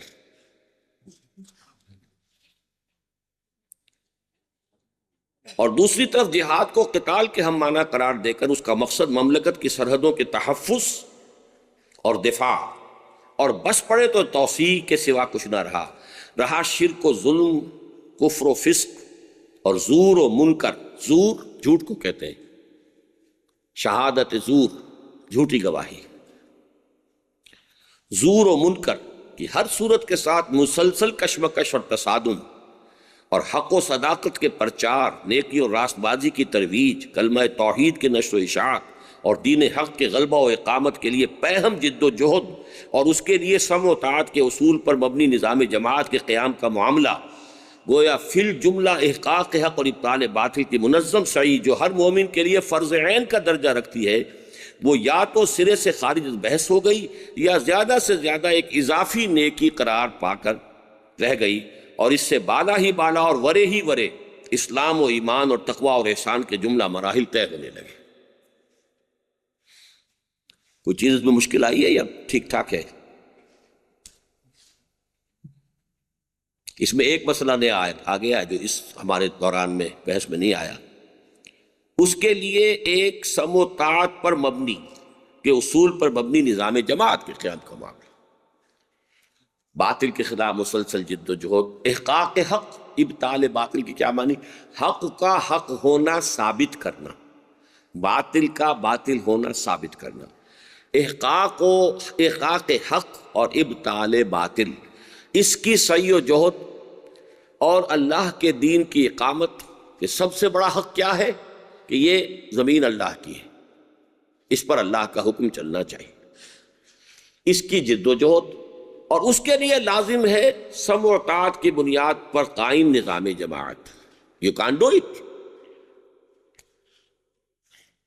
An individual، چاہے وہ بڑے سے بڑا رسول ہو صلی اللہ علیہ وسلم، یہ کام نہیں کر سکتا۔ He will need a جماعت، دو رسول موجود تھے، حضرت موسیٰ، حضرت ہارون۔ جب پوری قوم نے ساتھ دینے سے انکار کر دیا تو یوں سمجھیے کہ تاریخ وہیں رک گئی۔ یہ سورہ مائدہ کے اندر مذکور ہے کہ جب حضرت موسیٰ، حضرت ہارون علیہ السلام بنی اسرائیل کو مصر سے لے کر نکلے ہیں، پھر صحرائے سینا میں آئے ہیں، پھر انہیں تورات ملی ہے، یہ مختلف مراحل ہیں تاریخ کے۔ پھر ایک وقت آیا کہ انہیں کہا گیا کہ اب جنگ کرو، فلسطین پر جو لوگ اس عرصے میں قابض ہو گئے ہیں، جو اقوام غاصب ہو گئی ہیں، ان کے خلاف جنگ کرو۔ پوری قوم نے، اور ان کا بائبل کا کہنا یہ ہے کہ 6 لاکھ افراد نکلے تھے مصر سے، 12 قبیلے تھے، اور ہر قبیلے میں تفصیل دے رکھی ہے۔ ایکسوڈس جو یہ دوسری کتاب ہے تورات کی، فرسٹ بک از جینیسس، سفر پیدائش، اور پھر یہ کتاب الخروج یا سفر خروج ہے، ایکسوڈس۔ تو ہر قبیلے کے اتنے مرد، اتنی عورتیں، اتنے بچے گن رکھے ہیں۔ تو 6 لاکھ میں کم سے کم 50,000 تو ہوں گے کہ جو جنگ کرنے کے قابل نوجوان ہیں۔ لیکن جب جنگ کا حکم آیا ہے تو پوری قوم نے انکار کر دیا۔ فَذْهَبْ أَنْتَ وَرَبُّكَ فَقَاتِلَا إِنَّا هَاهُنَا قَاعِدُونَ، جاؤ موسیٰ تم اور تمہارا رب جنگ کرو، ہم تو یہیں بیٹھے، جنگ ہم نہیں کر سکتے۔ تو 2 رسول ہیں، اور ان کے ساتھ 2 اور تھے جن کو قرآن کہتا ہے، ایک یوشع ابن نون اور ایک کالب بن یفنہ۔ قرآن نہیں کہتا تورات۔ بہرحال 4 بھی کچھ نہیں کر سکے۔ پھر یہی ہوا کہ حضرت موسیٰ نے دعا کی، اللہ یہ قوم تو جواب دیے بیٹھی ہے، انی لا املک الا نفسی واخی فافرق بیننا وبین القوم الفاسقین، پروردگار مجھے تو اختیار اپنی ذات کا ہے، اپنی جان کا ہے، یا اپنے بھائی ہارون کی جان کا ہے، پوری قوم تو انکار کر رہی ہے، میں کیا کروں؟ اب ہمارے اور ان کے درمیان جدائی پیدا کر دیں۔ جواب ملا، انہا محرمۃ علیہم 40 سنۃ یتیہون فی الارض، اگر یہ ابھی جنگ کرتے تو ہم ابھی ان کو فتح دے دیتے، لیکن انہوں نے بزدلی دکھائی ہے، تو اب یہ ارض مقدس ان پر 40 برس تک کے لیے حرام کر دی گئی، اسی صحرا میں بھٹکتے پھریں گے۔ فار 40 لانگ ایئرس یہ بنی اسرائیل اسی صحرائے سینا کے اندر بھٹکتے پھرے۔ ان 40 سالوں کے دوران حضرت موسیٰ کا بھی انتقال ہو گیا، حضرت ہارون کا بھی ہو گیا، تقریباً وہ پوری نسل جو نکلی تھی مصر سے وہ ختم ہو گئی۔ نئے بچے جو پیدا ہوئے اسی صحرا کے اندر، فطرت کے مقاصد کی کرتا ہے نگہبانی، یا بندہ صحرائی یا مرد کوہستانی، نئی نسل پیدا ہوئی، وہ جوان ہو گئی۔ 40 برس تو بہت ہوتے ہیں۔ پھر حضرت جوشوا جس کو کہتے ہیں، یہ جوشوا، یہ یوشع بن نون، ان کی قیادت میں پھر انہوں نے جہاد اور قتال کیا اور پھر فلسطین کو فتح کیا۔ تو یہ میں نے پوری پروسیس آپ کو اس لیے بتایا کہ 2 رسول بھی کچھ نہیں کر سکتے جب تک کہ ایک جماعت ایسی موجود نہ ہو، فدائیوں کی، کہ جو مرنے کے لیے تیار ہوں، سر سے کفن باندھ لیں، جانے دینے کو تیار ہوں۔ اس کے بغیر انقلاب نہیں آتا، نظام نہیں بدل سکتا۔ خانقاہیں چل سکتی ہیں، دارالعلوم چل سکتے ہیں، مسجدیں آباد ہو سکتی ہیں، سب کچھ ہو سکتا ہے، یونیورسٹیز بن سکتی ہیں، لیکن نظام بدلنے کی بات جب آئے گی، اس لیے کہ نظام جو بھی قائم ہے اس کے ساتھ ویسٹڈ انٹرسٹ ہے، اس کے ساتھ پریولیج کلاسز ہیں جو اس نظام کے ساتھ وابستہ ہے۔ آپ نظام کو چینج کرتے ہیں تو وہ پریولیجز جو ہیں، پریولیجڈ کلاسز کے پریولیجز، یہ ان کے اوپر آنچ آتی ہے، وہ ختم ہوتے ہیں۔ ویسٹڈ انٹرسٹ جو ہے اٹ فیلز تھریٹنڈ، لہذا اس کا منطقی نتیجہ یہ نکلتا ہے کہ وہ ریزسٹ کرتے ہیں، مقابلہ کرتے ہیں۔ وہ تو وہ چاہیں گے اسٹیٹس کو، کہ جیسی کیفیت ہے جو کہ تمہیں چلنی چاہیے، نظام میں کوئی تبدیلی نہ آئے، اوپری کوئی اصلاح کر لو، کوئی تبدیلی کر لو، رشوت کے خلاف مہم چلا لو، کوئی آپ کو نہیں روکے گا۔ ٹھیک ہے بھائی، رشوت ختم ہونی چاہیے، لیکن جاگیرداری کے خلاف مہم چلاؤ، پھر تو مسئلہ کچھ اور ہو جائے گا۔ ہاں، رشوت کے خلاف چلاؤ، لمبے لمبے بورڈ لکھ دو، رشوت لینے والے کمینے بنا دو، جو کر دو، کسی کو کیا نقصان پڑتا ہے۔ تو یہ ہے اصل میں بات، کہ وہاں ایک فرد کام نہیں کر سکتا جب تک کہ ایک جماعت تیار نہ۔ گویا فی الجملہ احقاق حق اور ابطال باطل کی منظم صحیح جو ہر مومن کے لیے فرض عین کا درجہ رکھتی ہے، وہ یا تو سرے سے خارج اور بحث ہو گئی، یا زیادہ سے زیادہ ایک اضافی نیکی قرار پا کر رہ گئی۔ اس وقت جو سب سے بڑی رکاوٹ ہمیں ہے مسلمانوں میں کسی انقلابی تحریک کے اٹھانے کی، وہ یہی ہے۔ ان کاموں کو، ہاں اچھا کام ہے، یہ ہونا چاہیے، فرض عین نہیں سمجھتے۔ آپ کی تائید کریں گے، بہت اچھی بات ہے، بہت عمدہ بات ہے، لیکن یہ نہیں سمجھتے کہ یہ فرض ہے، مجھ پر بھی فرض ہے. ساری کسر یہاں ہے. فرض عین، وہ فرض عین کا تعلق ہے ایمان کے ساتھ. ایمان چونکہ ہم سمجھتے ہیں ٹیکن فار گرانٹیڈ ہے، ایمان تو ہے ہی ہے ہمارے پاس. بھائی ایمان کی دعوت دینی تو ہندوؤں کو دو جا کے، ایمان کی دعوت دینی ہے تو کسی اور کو دو، ہم تو ہیں ہی مسلمان، ہمارے پاس ایمان ہے ہی. ٹیکن فار گرانٹیڈ، حالانکہ وہ نہیں ہے. ہر چند کہے کہ ہے، نہیں ہے. لہذا وہ سارا کا سارا مسئلہ جو ہے تبلیغی جماعت کا 10 لاکھ ہوئے ہوں، 15 لاکھ ہوئے ہوں گے جمع، کتنے ہوئے ہوں گے کل میں کچھ نہیں کہہ سکتا، لیکن یہ کہ وہ اس نظام باطل کے ساتھ ٹکرانے سے کوئی تعلق ہی نہیں، کوئی بحث ہی نہیں، اس کے خلاف بات ہی نہیں. نیکی کی تلقین ہے، نماز کی تلقین ہے، روزے کی تلقین ہے، اس کی تلقین ہوگی. منکرات کے خلاف تلقین نہیں ہوگی.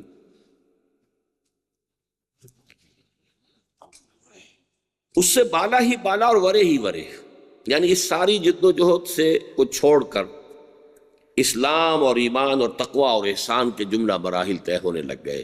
اب ایک شخص جو ہے وہ قطب وقت بھی بن سکتا ہے، اگر وہ مرشد اعظم بھی بن سکتا ہے، اور وہ سب کچھ بن سکتا ہے بغیر اس کے، تو کیوں نہ پھر آدمی جو ہے اس راستے کو اختیار کرے. اللہ اللہ کوئی فرق سا فرق ہے اور تفاوت سا تفاوت، ببیں تفاوت رہ از کجاست تا بے کجا. ببیں کا کیا مطلب ہے؟ دیکھو. ببیں دیکھو، تفاوت رہ راستے کا فرق اور تفاوت، از کجاست تا بے کجا، کہاں سے کہاں تک فرق واقع ہو گیا. کہ مصداق کجا وہ کیفیت کہ صحابہ کرام جذبہ جہاد سے سرشار بیک زبان رجزی انداز میں یہ شعر پڑھ رہے ہیں: نحن الذین بایعوا محمدا علی الجہاد ما بقینا ابدا. ہم وہ لوگ ہیں جنہوں نے محمد سے بیعت کی ہے صلی اللہ علیہ وسلم. We have sold ourselves. We have already sold ourselves to Muhammad صلی اللہ علیہ وسلم. That we shall continue this jihad. And now it will continue till we are living. When I am dead, that's a different thing. میں بھوکا ہوں تب بھی کرنا ہے، کھانے کو نہیں مل رہا تب بھی کرنا ہے، جہاد تو کرنا ہے. ما بقینا ابدا، جب تک جان میں جان ہے اس کو جاری رکھنا. کیوں یہ کہہ رہے ہیں ذرا غور کیجئے. کئی دن کے فاقے تھے جس وقت کہ یہ شعر پڑھا جا رہا تھا غزوہ احزاب میں، اور اس وقت جو ہے حضرت سلمان فارسی کے مشورے سے خندق کھودنے کا فیصلہ ہوا ہے. شدید سردی کا موسم، سردی میں ویسے انسان کو غذا کی زیادہ ضرورت ہوتی ہے. You need more calories to burn. یہاں کئی وقت کے فاقے ہیں. لہذا پھر جب کھڑے ہوئے ہیں لے کے کدالیں کھودنے کے لیے، تو کچھ پتھر چادروں کے ساتھ اپنے یہاں پیٹ کے ساتھ پتھر رکھ کر چادروں کو کس لیا. اس وقت نحن الذین بایعوا محمد، جب بیعت کی ہوئی ہے محمد سے صلی اللہ علیہ وسلم، ہم تو کی ہے، بیعت کی ہے، اب تو ہمیں اپنی زبان پوری کرنی ہے. علی الجہاد ما بقینا ابدا، جہاد کی بیعت کی ہے، جب تک ہم جان میں جان ہے جہاد جاری رہے گی. کجا یہ حال کہ 14ویں صدی ہجری کے ایک متنبی کسے کہتے ہیں؟ نبوت کا دعویٰ جھوٹا کرنے والا، نبی بننے والا. ایک متنبی اور اس کی ذریت سلبی و معنوی نے تو مراد ہے غلام احمد قادیانی. ذریت سلبی جو ہے وہ اس کی جو نسل چل رہی ہے وہ بشیر احمد پہلا جو تھا، دوسرا خلیفہ ان کا، پھر یہ کہ ناصر احمد، طاہر احمد، یہ تو نسل ہے اس کی. اس کی ذریت سلبی و معنوی وہی ہے لوگ کہ جو اس کے ماننے والے ہیں. نے تو جہاد بالسیف کو باقاعدہ منسوخ ہی قرار دے دیا. چنانچہ آپ چاہیں تو لکھ لیں، غلام احمد قادیانی شاعری بھی فرمایا کرتے تھے. چنانچہ ان کا ایک شعر ہے، بلکہ مجھے مصرع ہی یاد ہے صرف: دین کے لیے حرام ہے اب دوستو قتال.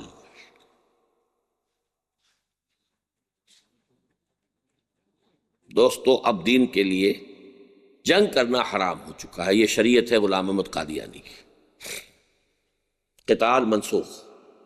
اب جو بھی وہ کرتے ہیں، دعوت ہے، تبلیغ ہے، اشاعت ہے، کتابوں کا چھاپنا ہے، یہ ہے وہ، یہ بس یہی جہاد ہے، باقی دین کے لیے حرام ہے اب دوستو قتال۔ تو انہوں نے تو حرام ہی کر دیا۔ مسلمانوں کی عظیم اکثریت کا حال بھی عملاً کچھ زیادہ مختلف نہیں ہے، اس لیے کہ انہوں نے بھی اسے فرض کفایہ کے درجے میں رکھ کر، فرض عین تو ہے ہی نہیں، فرض کفایہ کے درجے میں اپنی زندگیوں میں سے مستقلاً اس کا کوئی وجود نہیں ہے باقی رکھا ہو کہ رہوار یقین ماں بصحرائے گما گم شد، اس لیے کہ میرے یقین کا جو گھوڑا تھا وہ گما کے صحرا میں گم ہو گیا۔ اب یہ تھا قرآن اور جہاد کے موضوع پر ہماری گفتگو جو آج یہاں ختم ہوئی ہے۔ میں نے آپ کو بتایا تھا کہ یہ ایک مضمون پروفیسر یوسف سلیم چشتی صاحب کا، یہ جس مضمون پرچے میں چھپا ہوا، اس کے کچھ پرچے جو ہیں مکتبے میں موجود ہیں، لیکن میں ابھی یہ ڈیسائیڈ نہیں کر سکا کہ آیا یہ میں پڑھوا دوں آپ لوگوں کو یکے عزد اللہ اربعہ، لیکن اس میں پھر کوئی اضافی فیکٹرز بھی ہیں قرآن مجید سے جو مسلمانوں کو دور سے دور تک، دور سے دور تر کرتے چلے گئے، اس کی بحث کی ہے پروفیسر یوسف سلیم چشتی صاحب نے ایک مقالے میں۔ تو وہ میں دیکھتا ہوں، سوچوں گا، یا تو یہ ہے کہ یہ آپ لوگ پرچہ لے لیں گے اور پڑھ لیں گے اپنے طور پر، لیکن یہ ہو سکتا ہے کہ میں عزیز عاکف سے کہوں کہ وہ کسی ایک لیکچر میں وہ آپ کو پڑھوا دیں، اس کا اجتماعی مطالعہ کروا دیں، اس میں بھی بعض نکات ہیں کہ جو وضاحت طلب ہے۔ اب یہ کچھ سوالات ہیں۔ سلسلہ ہے تصوف کا جو طریق تربیہ اور تزکیہ اور تربیت ہے وہ سنت سے ثابت نہیں ہے، لیکن اس کے باوجود وہاں اصلاح کا پہلو موجود ہے، اس کا سبب کیا ہے؟ دیکھیے جزوی اصلاح تو اس میں کیا، جو ہندوؤں کا تصوف ہے کیا اس میں نہیں؟ ہندوؤں کے ہاں یا اور جو دوسرے سلسلے ہیں جزوی طور پر تو یقیناً اس سے، کیونکہ یہ ساری چیزیں جو ہے خیر سے مطلقاً خالی تو نہیں ہے، اصلاح تو ہوتی ہے، لیکن سوال یہ کہ وہ اصلاح جو ہے وہ صرف انڈیویجول کی تک جا رہی ہے یا وہ اصلاح نظام پر منتج ہو رہی ہے۔ فرق صرف یہ ہے کہ حضور صلی اللہ علیہ وسلم نے وہ طریقہ بتایا تھا جس سے انڈیویجول کی اصلاح بھی ہو، لیکن پھر اس انڈیویجول کو استعمال کیا جائے نظام کی اصلاح کے لیے، تاکہ ظلم کا خاتمہ ہو، ایکسپلائٹیشن کا خاتمہ ہو، تاکہ جو انسان کے اوپر حکومت ہے، انسان کا انسان پر ظلم ہے، اس کا خاتمہ ہو، جسٹس ہو، عدل ہو، قسط ہو، لیقوم الناس بالقسط۔ لیکن ان سلسلوں نے ادھر سے ہٹا کر صرف اسے انفرادی سے انفرادی یہ سلسلہ تو چلا ہے۔ جو بھی خیر تھوڑا بہت ہمارا دنیا میں رہ گیا ہے وہ اسی ذریعے سے آیا ہے نا، آخر انہی راستوں سے اسلام پھیلا ہے۔ کم سے کم آج کی دنیا میں جو مسلمان ہیں اس کے اندر بہت بڑی کنٹریبیوشن جو ہے وہ ان حضرات کی ہے دور صحابہ کے بعد، لیکن یہ کہ اس نظام کو دوبارہ آج تک ہم قائم نہیں کر سکے کہ جو خلافت راشدہ میں قائم ہوا تھا۔ اس کے لیے اس سلوک کی ضرورت ہے جو محمد رسول اللہ صلی اللہ علیہ وسلم نے ابتداءً اختیار کیا تھا۔ وہ ہے سلوک جو ہے کہ جو آج ہم جس کو کہ دوبارہ زندہ کرنے کی کوشش کر رہے ہیں، اللہ تعالیٰ ہمیں اس کی توفیق دے۔ اب آپ نے دوسرا سوال بھی یہی کر لیا، بر صغیر میں علی حجویری اور معین الدین احمد ایسے صوفیاء نے اشاعت اسلام اور تربیت میں اہم کردار ادا کیا ہے، کیا ان کا طریق تربیت سنت کے مطابق تھا؟ بس دیکھیے اس میں اب ایک سنت تو وہ ہے جیسے کہ مثلا ہم کہتے ہیں کہ مسواک کرنا بھی سنت ہے، یقیناً یہ جو بھی شخص اس وجہ سے مسواک کرتا ہے کہ حضور مسواک کرتے تھے، ایک نے تو یہ سمجھا کہ چلیے جی حضور اصل میں مسواک کرتے تھے اس لیے کہ بدنات صاف ہو جائے، میں برش سے کر لیتا ہوں صاف، تو یہ بھی سنت پر عمل ہو گیا۔ لیکن ایک شخص وہ کہتا ہے نہیں مسواک کرتے تھے میں مسواک ہی کروں گا، یقیناً اس کا میں سمجھتا ہوں کہ درجہ اونچا ہے کہ حضور سے اس کو اتنی محبت ہے کہ وہ حضور کے ساتھ مشابہت بھی چاہتا ہے۔ تو ان سنتوں کا تو یقیناً اہتمام ہوتا ہے، لیکن وہ سنت کہ باطل کے نظام کو ختم کر کے اسلام کا نظام قائم کرنے کی جدوجہد، جو میرے نزدیک سب سے بڑی سنت ہے۔ لیکن سنت تو حضور کے عمل کا نام ہے نا، حضور کے عمل میں جہاں یہ چیز شامل ہے مسواک، جہاں حضور کے عمل میں یہ چیز شامل ہے کہ مسجد کے اندر داخل ہوتے ہوئے پہلے دایاں پاؤں جائے بایاں نہ جائے، یہ بھی حضور کی سنت میں داخل ہے۔ لیکن یہ کہ آپ پورے حضور کے 23 برس کی جد و جہد کو شمار کیجئے تو اس کا مقصد کیا تھا؟ دین کی دعوت اور اقامت، لیکن بعد میں دعوت تو رہ گئی، اقامت کا سلسلہ ختم ہو گیا۔ تو ایک لیمیٹڈ سینس میں تو وہ سنت بھی ہے، لیمیٹڈ سینس میں اس میں خیر بھی ہے، لیمیٹڈ سینس میں اس کے اندر ساری خوبیاں بھلائیاں موجود ہیں، اس لیمیٹڈ سینس میں شاید میرے آباء و اجداد بھی کہیں ہندو ہی ہوں گے اور وہاں سے ہم مسلمان ہوئے ہیں، تو اگر ان حضرات کی محنتیں نہ ہوتی تو شاید ہم تک یہ کلمہ اسلام پہنچتا ہی نہ۔ اس معنی میں ان کی صلاحیتوں اور ان کی خدمات کا انکار کرنا تو بڑی جہالت ہے، لیکن اصل میں ہم ان کو کمپیئر کر رہے ہیں طریقے نبوی سے، یہ فرق ہے۔ اس کو ذہن میں رکھیے کہ ہمارے لیے اب کیا ہے جو فریم آف ریفرنس ہے، اگر وہ ہے محمد رسول اللہ والذین معہ، اگر فریم آف ریفرنس وہ ہے تو ان کے اعتبار سے جب ہم گنتے ہیں تو ایک جزوی بات ہے، یہ اس کے اندر خیر جو ہے وہ جزوی خیر ہے، اس میں وہ جو نظام کو بدلنے کا معاملہ ہے وہ اس میں شامل نہیں ہے۔ باقی انہوں نے جو کام کیا ہے اس کا اعتراف پورا ہونا چاہیے، ان کا ادب ہونا چاہیے۔ بہرحال اب ان کے مزار جو ہے چاہے وہ شرک کے اڈے بن گئے ہوں، لیکن اس سے ان کے اوپر تو کوئی حرف نہیں آتا۔ حضرت مسیح کو اگر عیسائیوں نے خدا کا بیٹا بنا لیا تو حضرت مسیح پر تو اس کا کوئی حرف نہیں آئے گا، کوئی جرم حضرت مسیح کا تو نہیں ہے، وہ تو نہیں کہہ کے گئے تھے۔ یہ بزرگ جو ہے انہوں نے تو، ان کے ہاں تو نہ کوئی گدیاں تھیں، نہ کوئی عیش تھے، نہ کوئی ان کی جائیدادیں تھیں، نمک سے روٹی کھا رہے ہیں یا کبھی سوکھی روٹی کھا رہے ہیں، ان کا تو حال یہ تھا۔ آج ان کی گدیاں جو ہے وہ عیاشیوں کے جو ہے وہ بہت بڑے مرکز بن گئے، تو اس سے ان پر کوئی حرف نہیں آتا۔ تو جیسا کہ میں نے آخری مثال دے دی، حضرت مسیح کو خدا کا بیٹا بنا لیا تو پھر اور یہ کہ دوسروں کو کیا سے کیا بنا لے، یہ دوسری بات ہے۔ ان کا ادب ہونا چاہیے، لیکن محمد الرسول اللہ والذین معہ اگر اس کو سامنے رکھنا ہے تو اس میں اور اس میں یہ فرق ہے، بس اس کو سمجھ لیجیے۔ مصطفیٰ رمضان کون ہے؟ فقہا حضرات کے نزدیک تو جہاد سے مراد محض قتال ہی ہے، لیکن اہل حدیث حضرات جو کہ فقہ کو قبول ہی نہیں کرتے تو وہ جہاد کو محض قتال کے معنی میں کیوں لیتے ہیں؟ نہیں، اہل حدیث کا تو اصل میں کچھ اور مسئلہ بن گیا اس وقت جو بن گیا ہے، اور وہ صرف اہل حدیث کا آپ غلط کہہ رہے ہیں۔ یہ اہل حدیث کا ایک ادارہ، یہ جو دعوت والارشاد ہے، ان کا کہنا یہ ہے کہ جہاد یعنی قتال پاکستان سے باہر، اور پاکستان کے اندر دعوت و تبلیغ، گویا کہ وہ پاکستان میں چاہتے ہیں کہ جہاد کا صرف دعوت و تبلیغ کا مرحلہ جو ہے وہ ہم رکھیں، باقی وہاں چونکہ انڈین آرمی سے تعلق معاملہ ہے یا کسی اور سے ہے تو وہاں جہاد کریں۔ تو یہ ان کی اصل میں غلطی آپ سمجھیے، لیکن یہ کہ وہ، میں نہیں سمجھتا کہ وہ جہاد کے معنی صرف قتال سمجھتے ہوں، بلکہ یہ کہ وہ جو یہاں کام کر رہے ہیں اسے بھی تو آخر جہاد ہی سمجھتے ہوں گے نا، اس کے لیے محنت کر رہے ہیں۔ البتہ یہ کہ مجھے جو اختلاف ہے وہ یہ ہے کہ آپ اس ملک کے اندر اس نظام کو بدلنے کی جد و جہد کرنے کے لیے ایک جماعت بنا کر کوشش کرنا، اب اس کے لیے کون سا راستہ ہے؟ دو ہی راستے ہیں، یا الیکشن کا راستہ ہے یا پھر ایجیٹیشن کا راستہ ہے۔ تو وہ ایجیٹیشن کا راستہ بھی اختیار نہیں کریں، الیکشن کا راستہ بھی اختیار نہ کریں، اس کا مطلب ہے کہ یہاں تو سٹیٹس کو رہے گا، یہاں تو بانسری وہیں بجے گی اور یہاں تو وہی پرنالہ وہیں گرے گا، اور یا یہ کہ نواز شریف اور یا بے نظیر اسی کی حکومتیں بنے گی۔ اب آپ جا کے جہاد کر رہے ہیں، کشمیر کے اندر جہاد کر رہے ہیں، افغانستان میں، اس سے مجھے اختلاف ہے کہ ہمارا اولین فرض اس ملک کے اندر اسلام نافذ کرنے کے لیے اپنی ساری قوتوں کو مرکوز کر کے جد و جہد کرنا۔ چنانچہ یہ ہوا ہے کہ بہت سے لوگ کشمیر سے نوجوان جذباتی آئے اور پاکستان میں آ کے سخت مایوس ہوئے، ڈسلیوشن ہوئے کہ کیا ہے، ہم کیا سمجھتے تھے پاکستان میں کیا ہوگا، یہاں ہے کیا۔ And I can very well imagine and appreciate، کیونکہ میرا اپنا حال یہ ہوا تھا۔ اب 15 برس کی میری عمر تھی، میٹرک کا امتحان میں نے پاس کیا تھا، پاکستان کے لیے کام کیا تھا، سب کچھ تھا۔ اس کے بعد ہم 20 دن پیدل چل کر، اور اس سے پہلے 1 مہینے سے زائد محصور رہے ایک اس شہر کے اندر، حصار نام بھی اس کا نام حصار تھا، محصور رہے مسلسل، آج حملہ ہو رہا ہے، ادھر حملہ ہو گیا، ادھر حملہ ہو گیا، پر اللہ نے بچایا۔ پھر پیدل اس میں 20 دن پیدل قافلے چل کر آئے، یہاں پہنچے ہیں سلیمان کے ہیڈ ورکس تک تو پیدل قافلے کے ساتھ آئے تھے۔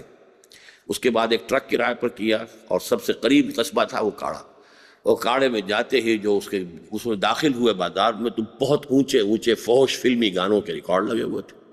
جو میری کیفیت اس وقت ہوئی ہے میں بیان نہیں کر سکتا۔ یہ پاکستان ہے، ہم تو نہ معلوم کیا، کوئی خوابوں کی سرزمین، کوئی اللہ کی حکومت، اللہ کا نظام ہوگا، اس کے لیے ہم نے پاکستان بنایا ہے۔ چاہے یہ ہماری حماقت تھی، اپنی کم سمجھی تھی، لیکن بہرحال ایک جو سائملٹینیس کنٹراسٹ کا ایک احساس ہوا ہے۔ تو بہت سے لوگوں نے بتایا ہے کہ وہ وہاں سے بیچارے جو شروع میں نوجوان آتے تھے ان کو یہی کیفیت پاکستان میں جو ہے وہ سامنے آتی تھی۔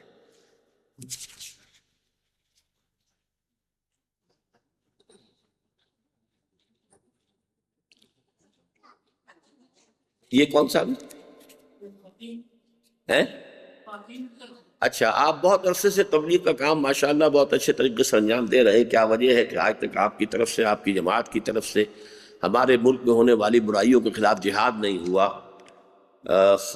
خاص کر کراچی کے حوالے سے بات ہے۔ اصل میں یہ ایسا ہی ہے کہ جب تک کہ ایک جماعت اتنی طاقتور تیار نہ ہو جائے کہ جو چیلنج کر سکے، اس سے پہلے صرف زبان سے بات کی جا سکتی ہے، نہیں عن المنکر، نہیں عن المنکر باللسان، زبان سے بات کی جا سکتی ہے، ہاتھ سے نہیں۔ ہم ایک جماعت بنانے کی کوشش کر رہے ہیں کہ جس میں معتدل تعداد میں لوگ ایسے آ جائیں کہ جو سر سے کفن باندھ لیں اور تیار ہوں اور ایک امیر کے حکم پر حرکت کرنے کے لیے آمادہ ہوں۔ اس لیے کہ اگر یہ نہیں ہوتا تو جیسے افغانستان میں ہوا، 15 لاکھ جانیں جا چکی ہیں اور ابھی تک وہاں کوئی خیر کی صورت کہیں نظر نہیں آ رہی، اس لیے کہ گروپس کے اندر تھے، مختلف تھے، دھڑے تھے۔ اب وہ 6 سال ہو گئے شاید روسیوں کو گئے ہوئے، اب وہ آپس میں لڑ رہے ہیں، اس کے بعد سے تو جو بھی خون ریزی ہوئی ہے وہ آپس میں ہے۔ ایک امیر کے ساتھ کم سے کم، جہاں تک میرا اندازہ ہے، 2 لاکھ افراد اگر نہ ہوں تو ہاتھ سے، طاقت سے چیلنج کرنے کا مرحلہ نہیں ہے۔ بات کرتے رہیے، اس جماعت کو بناتے رہیے۔ جیسے حضور صلی اللہ علیہ وسلم نے 13 برس تک مکے کے اندر دعوت و تبلیغ کا سر انجام دیا، فریضہ، کسی بت کو توڑا نہیں، بلکہ اسی حرم میں نماز پڑھی جہاں دائیں بھی بت، بائیں بھی بت، آگے بھی بت، پیچھے بھی، بلکہ 13 برس میں 7 اور شامل کر لیجئے۔ 20ویں برس جب گئے ہیں عمرہ قضاء کے لیے سن 7 ہجری میں، تو اسی کعبے کا طواف کیا ہے کہ جس میں بت رکھے ہوئے تھے، اسی حرم میں طواف کیا ہے جو سارا بتوں سے پر تھا۔ قریش نے یہی کہا تھا نا کہ ہم 3 دن کے لیے مکے کو خالی کر کے پہاڑوں پہ چلے جائیں گے، آپ آئیے طواف کر لیجئے۔ یہ اجازت تو نہیں دی تھی کہ آپ کسی بت کو توڑ دیں، یہاں سے ہلا دیں۔ تو 20واں سال بھی ہے حضور کی بعثت کا، سن 7 میں کیا ہے حضور نے یہ عمرہ قضاء، کسی بت کو توڑا نہیں۔ بالکل یہی ہمارے سامنے ہے، جماعت ہمیں بنانی ہے۔ اس میں یہ کہ سہل نہیں ہوتا، بڑا مشکل کام ہوتا ہے، شروع میں رفتار بہت کم ہوتی ہے۔ حضور کو بھی 10 برس میں بمشکل 125 یا 150 آدمی ملا، 10 لانگ ایئرس۔ اور شدید ترین جو محنت ہو سکتی تھی وہ محمد عربی صلی اللہ علیہ وسلم نے کی ہے۔ ہم جیسے تو سینکڑوں بھی ہوں گے، ہزاروں بھی داعی ہو تو اس جیسا ایک داعی نہیں بنتا۔ ان کی سیرت کے اوپر کوئی داغ دھبا نہیں۔ ہم میں سے کون ہے جو دعویٰ کر سکتا ہے کہ بالکل بے داغ سیرت ہے میری؟ بے داغ سیرت کا حامل 10 برس محنت کرتا ہے، 125 یا 150 maximum. He was not able to stay at Makkah on his own۔ ابو طالب کا انتقال ہوا، آپ وہاں نہیں رہ سکتے تھے اب، لہذا طائف گئے ہیں کہ شاید یہاں میں اپنے آپ کو کوئی میرا ساتھ دے، یہاں کا بڑا سردار تو میں شفٹ کر لوں۔ تو اس حوالے سے سمجھ لیجئے کہ یہ جو شروع کا پیریڈ ہوتا ہے اس میں رفتار بھی بہت کم ہوتی ہے، اور اس میں وہ جو بھی تکلیف ہے وہ ذاتی جھیلنی پڑتی ہے، کسی برائی کے خلاف عملی اقدام نہیں ہوتا۔ آخرت کا فیصلہ کیا مسلمان ہونے پر ہوگا یا مومن ہونے پر؟ کیا مسلمان ہونا کافی نہیں ہوگا جو صرف تقلیدی ایمان رکھتے ہوں؟ دیکھیے، تقلیدی ایمان بھی اگر ایمان یقین کی شکل اختیار کر لے، یہ میں نے پہلے بھی بیان کیا ہے کہ تقلیدی ایمان بھی یقین کی صورت اختیار کر سکتا ہے۔ اگر دل میں یقین کا درجہ ہے تو وہ مومن ہوگا جو آخرت کی فلاح کا جو ہے اس کو امید ہے۔ جب مومن ہوگا تو اس کے اعمال کی جانچ ہوگی، کافر کے اعمال کے جانچ کا کوئی سوال ہی نہیں۔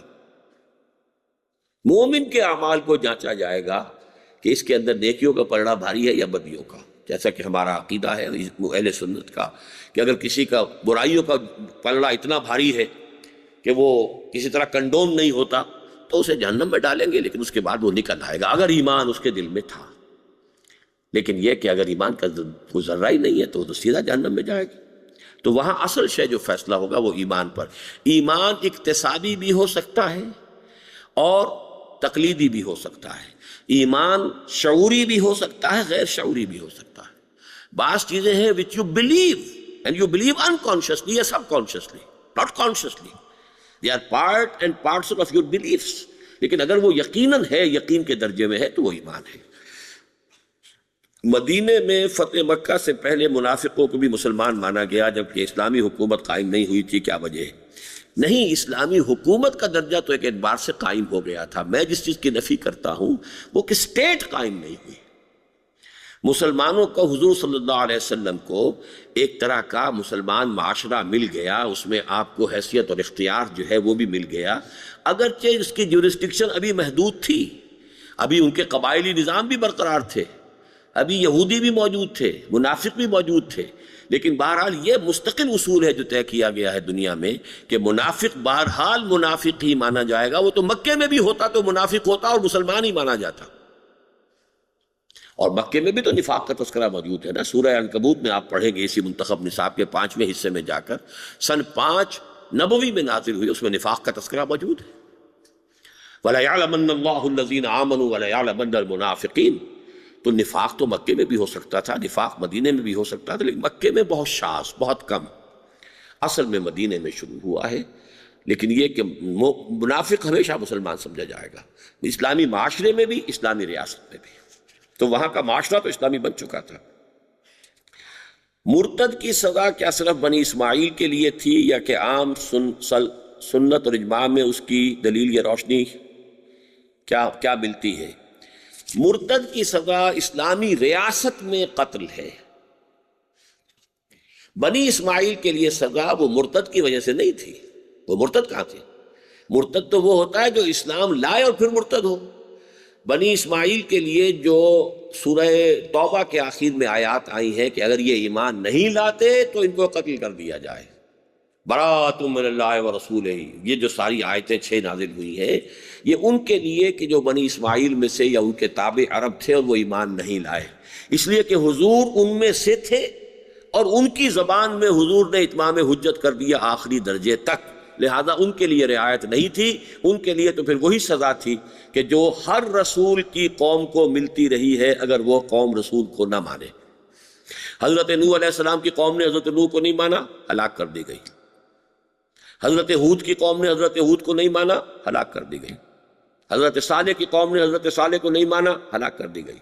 حضرت شعیب کی قوم نے حضرت شعیب کو نہیں مانا، ہلاک کر دی گئی. حضرت لوط کی قوم نے حضرت لوط کو نہیں مانا، ہلاک کر دی گئی. آل فرعون نے موسیٰ کو نہیں مانا، ہلاک کر دیے گئے. اس معنی میں بنی اسماعیل جو ہے ان کے لیے حکم تھا قتل عام کا، اگرچہ وہ سب کے سب ایمان لے آئے ان آیات کے بعد. اب وہ سچے دل سے لائے، صدق دل سے لائے یا جان بچانے کو لائے، یہ علیحدہ بحث ہے، لیکن انہوں نے لیا، کسی ایک کو بھی قتل کرنے کی نوبت نہیں آئی. لیکن یہ تھا در حقیقت ارتداد سے اس کا کوئی تعلق نہیں ہے، وہ تو وہ لوگ تھے کہ جو ایمان لائے ہی نہیں. اب جو کوئی شخص مسلمان ہو اور پھر کافر ہو جائے، اسلامی ریاست میں اس کے سزا قتل ہے، اسلامی ریاست کے باہر نہیں ہے. اس لیے کہ اسلامی ریاست جو ہے اس کی بنیاد کیونکہ ایمان پر ہے، اسلام پر ہے، لہذا کچھ لوگ اس کی جو اخلاقی اس کی حیثیت ہے اس کو ختم کرنے کے لیے سازش اختیار کر سکتے ہیں کہ اسلام لاؤ پھر جاؤ، اسلام لاؤ پھر مرتد ہو جاؤ، تاکہ لوگوں کے اندر اسلام کی ساکھ جو ہے ختم ہو جائے کہ دیکھو جی یہ لوگ ایمان لائے تھے، اسلام لائے تھے، اندر جا کے دیکھ لیا کچھ نہیں ہے، واپس آ گئے. اس لیے، اور یہ ذکر ہے سورہ آل عمران میں موجود ہے، آمنوا بالذی انزل علی الذین آمنوا وجہ النہار واکفروا آخرہ لعلہم یرجعون، کہ ایسے کرو. یہودیوں نے اس کی ایک گویا کہ سازش بھی کی تھی، صبح کے وقت ایمان لاؤ، شام کو مرتد ہو جاؤ، تاکہ یہ جو مدینے کے لوگ ہیں سوچیں گے بھائی اچھے بھلے لوگ تھے، بڑے شریف لوگ لگتے تھے، بڑے عالم لوگ تھے، آئے تھے، ایمان لائے، سارا دن حضور کے ساتھ رہے ہیں، آخر کچھ تو دیکھا ہوگا نا، کوئی نہ تو دال میں کالا ہوگا جو یہ واپس چلے گئے. یہ شکوک و شبہات پیدا کرنے کے لیے انہوں نے یہ راستہ اختیار کیا. لہذا اسلامی ریاست میں ارتداد کی اجازت نہیں ہے. ہاں وہ ملک چھوڑ کر چلے جائیں تو بات دوسری ہے. میرے پاس ابھی یہ ایک ریٹن کوشچن اور موجود ہے. انقلاب کے بعد اگر حکومت الہیہ کے بن جانے پر بھی قرآن اور جہاد بھی ثانوی حیثیت اختیار کر دیتے ہیں تو پھر کیا اس کا حال ایسا ہی نہ ہوگا جیسے خلافت راشدہ کا ہوا؟ اس میں تو دیکھیے یہ جان لیجئے کہ ہر کمال کے بعد زوال تو آتا ہے. اگر محمد الرسول اللہ صلی اللہ علیہ وسلم کے کمال کے بعد زوال آ سکتا ہے تو حضور سے زیادہ بڑا تو کوئی داعی یا کوئی شخصیت اب آنے والی نہیں، چاہے وہ حضرت مہدی ہو اور چاہے وہ حضرت مسیح ہو علیہ السلام. ہمارا تو تذکرہ ہی کیا ہے. لہذا حدیث سے بھی ثابت ہے، اصل میں اس جمعے میں آپ نہیں تھے، میں نے بہت تفصیل سے وہ حدیثیں بھی بیان کی ہیں کہ اس غلبہ اسلام کے بعد جس کی خبر دی گئی ہے پھر ایک دور آئے گا، اور اس کے بعد پھر دنیا کے اندر ظلم ہوگا، پھر ایک ہوا چلے گی، اہل ایمان کو سب کو اللہ تعالیٰ ایک بڑی میٹھی نیند سلا دے گا، اور پھر جو ساعت اور قیامت کی سختیاں جو ہیں وہ صرف کفار کے اوپر ہوں گی۔ تو یہ ہے علیحدہ سا، اس کو بھی آخر تو آنا ہے زوال، وہ تو کوئی دائم رہنے والی شے نہیں ہے اس دنیا میں۔ ہاں جی، آپ کو ہاتھ کھڑا کیا تھا۔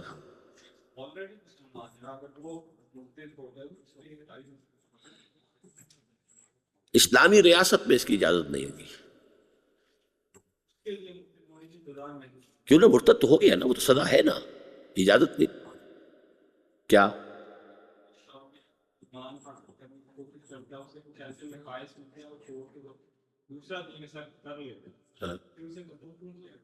قتل اس لیے کیا جائے گا کہ یہ اس اسلامی ریاست کو کمزور کرنے کا ایک ذریعہ ہے، لہذا اس شخص کے لیے یہ آپشن اوپن ہے کہ وہ اس ملک کو چھوڑ کے چلا جائے۔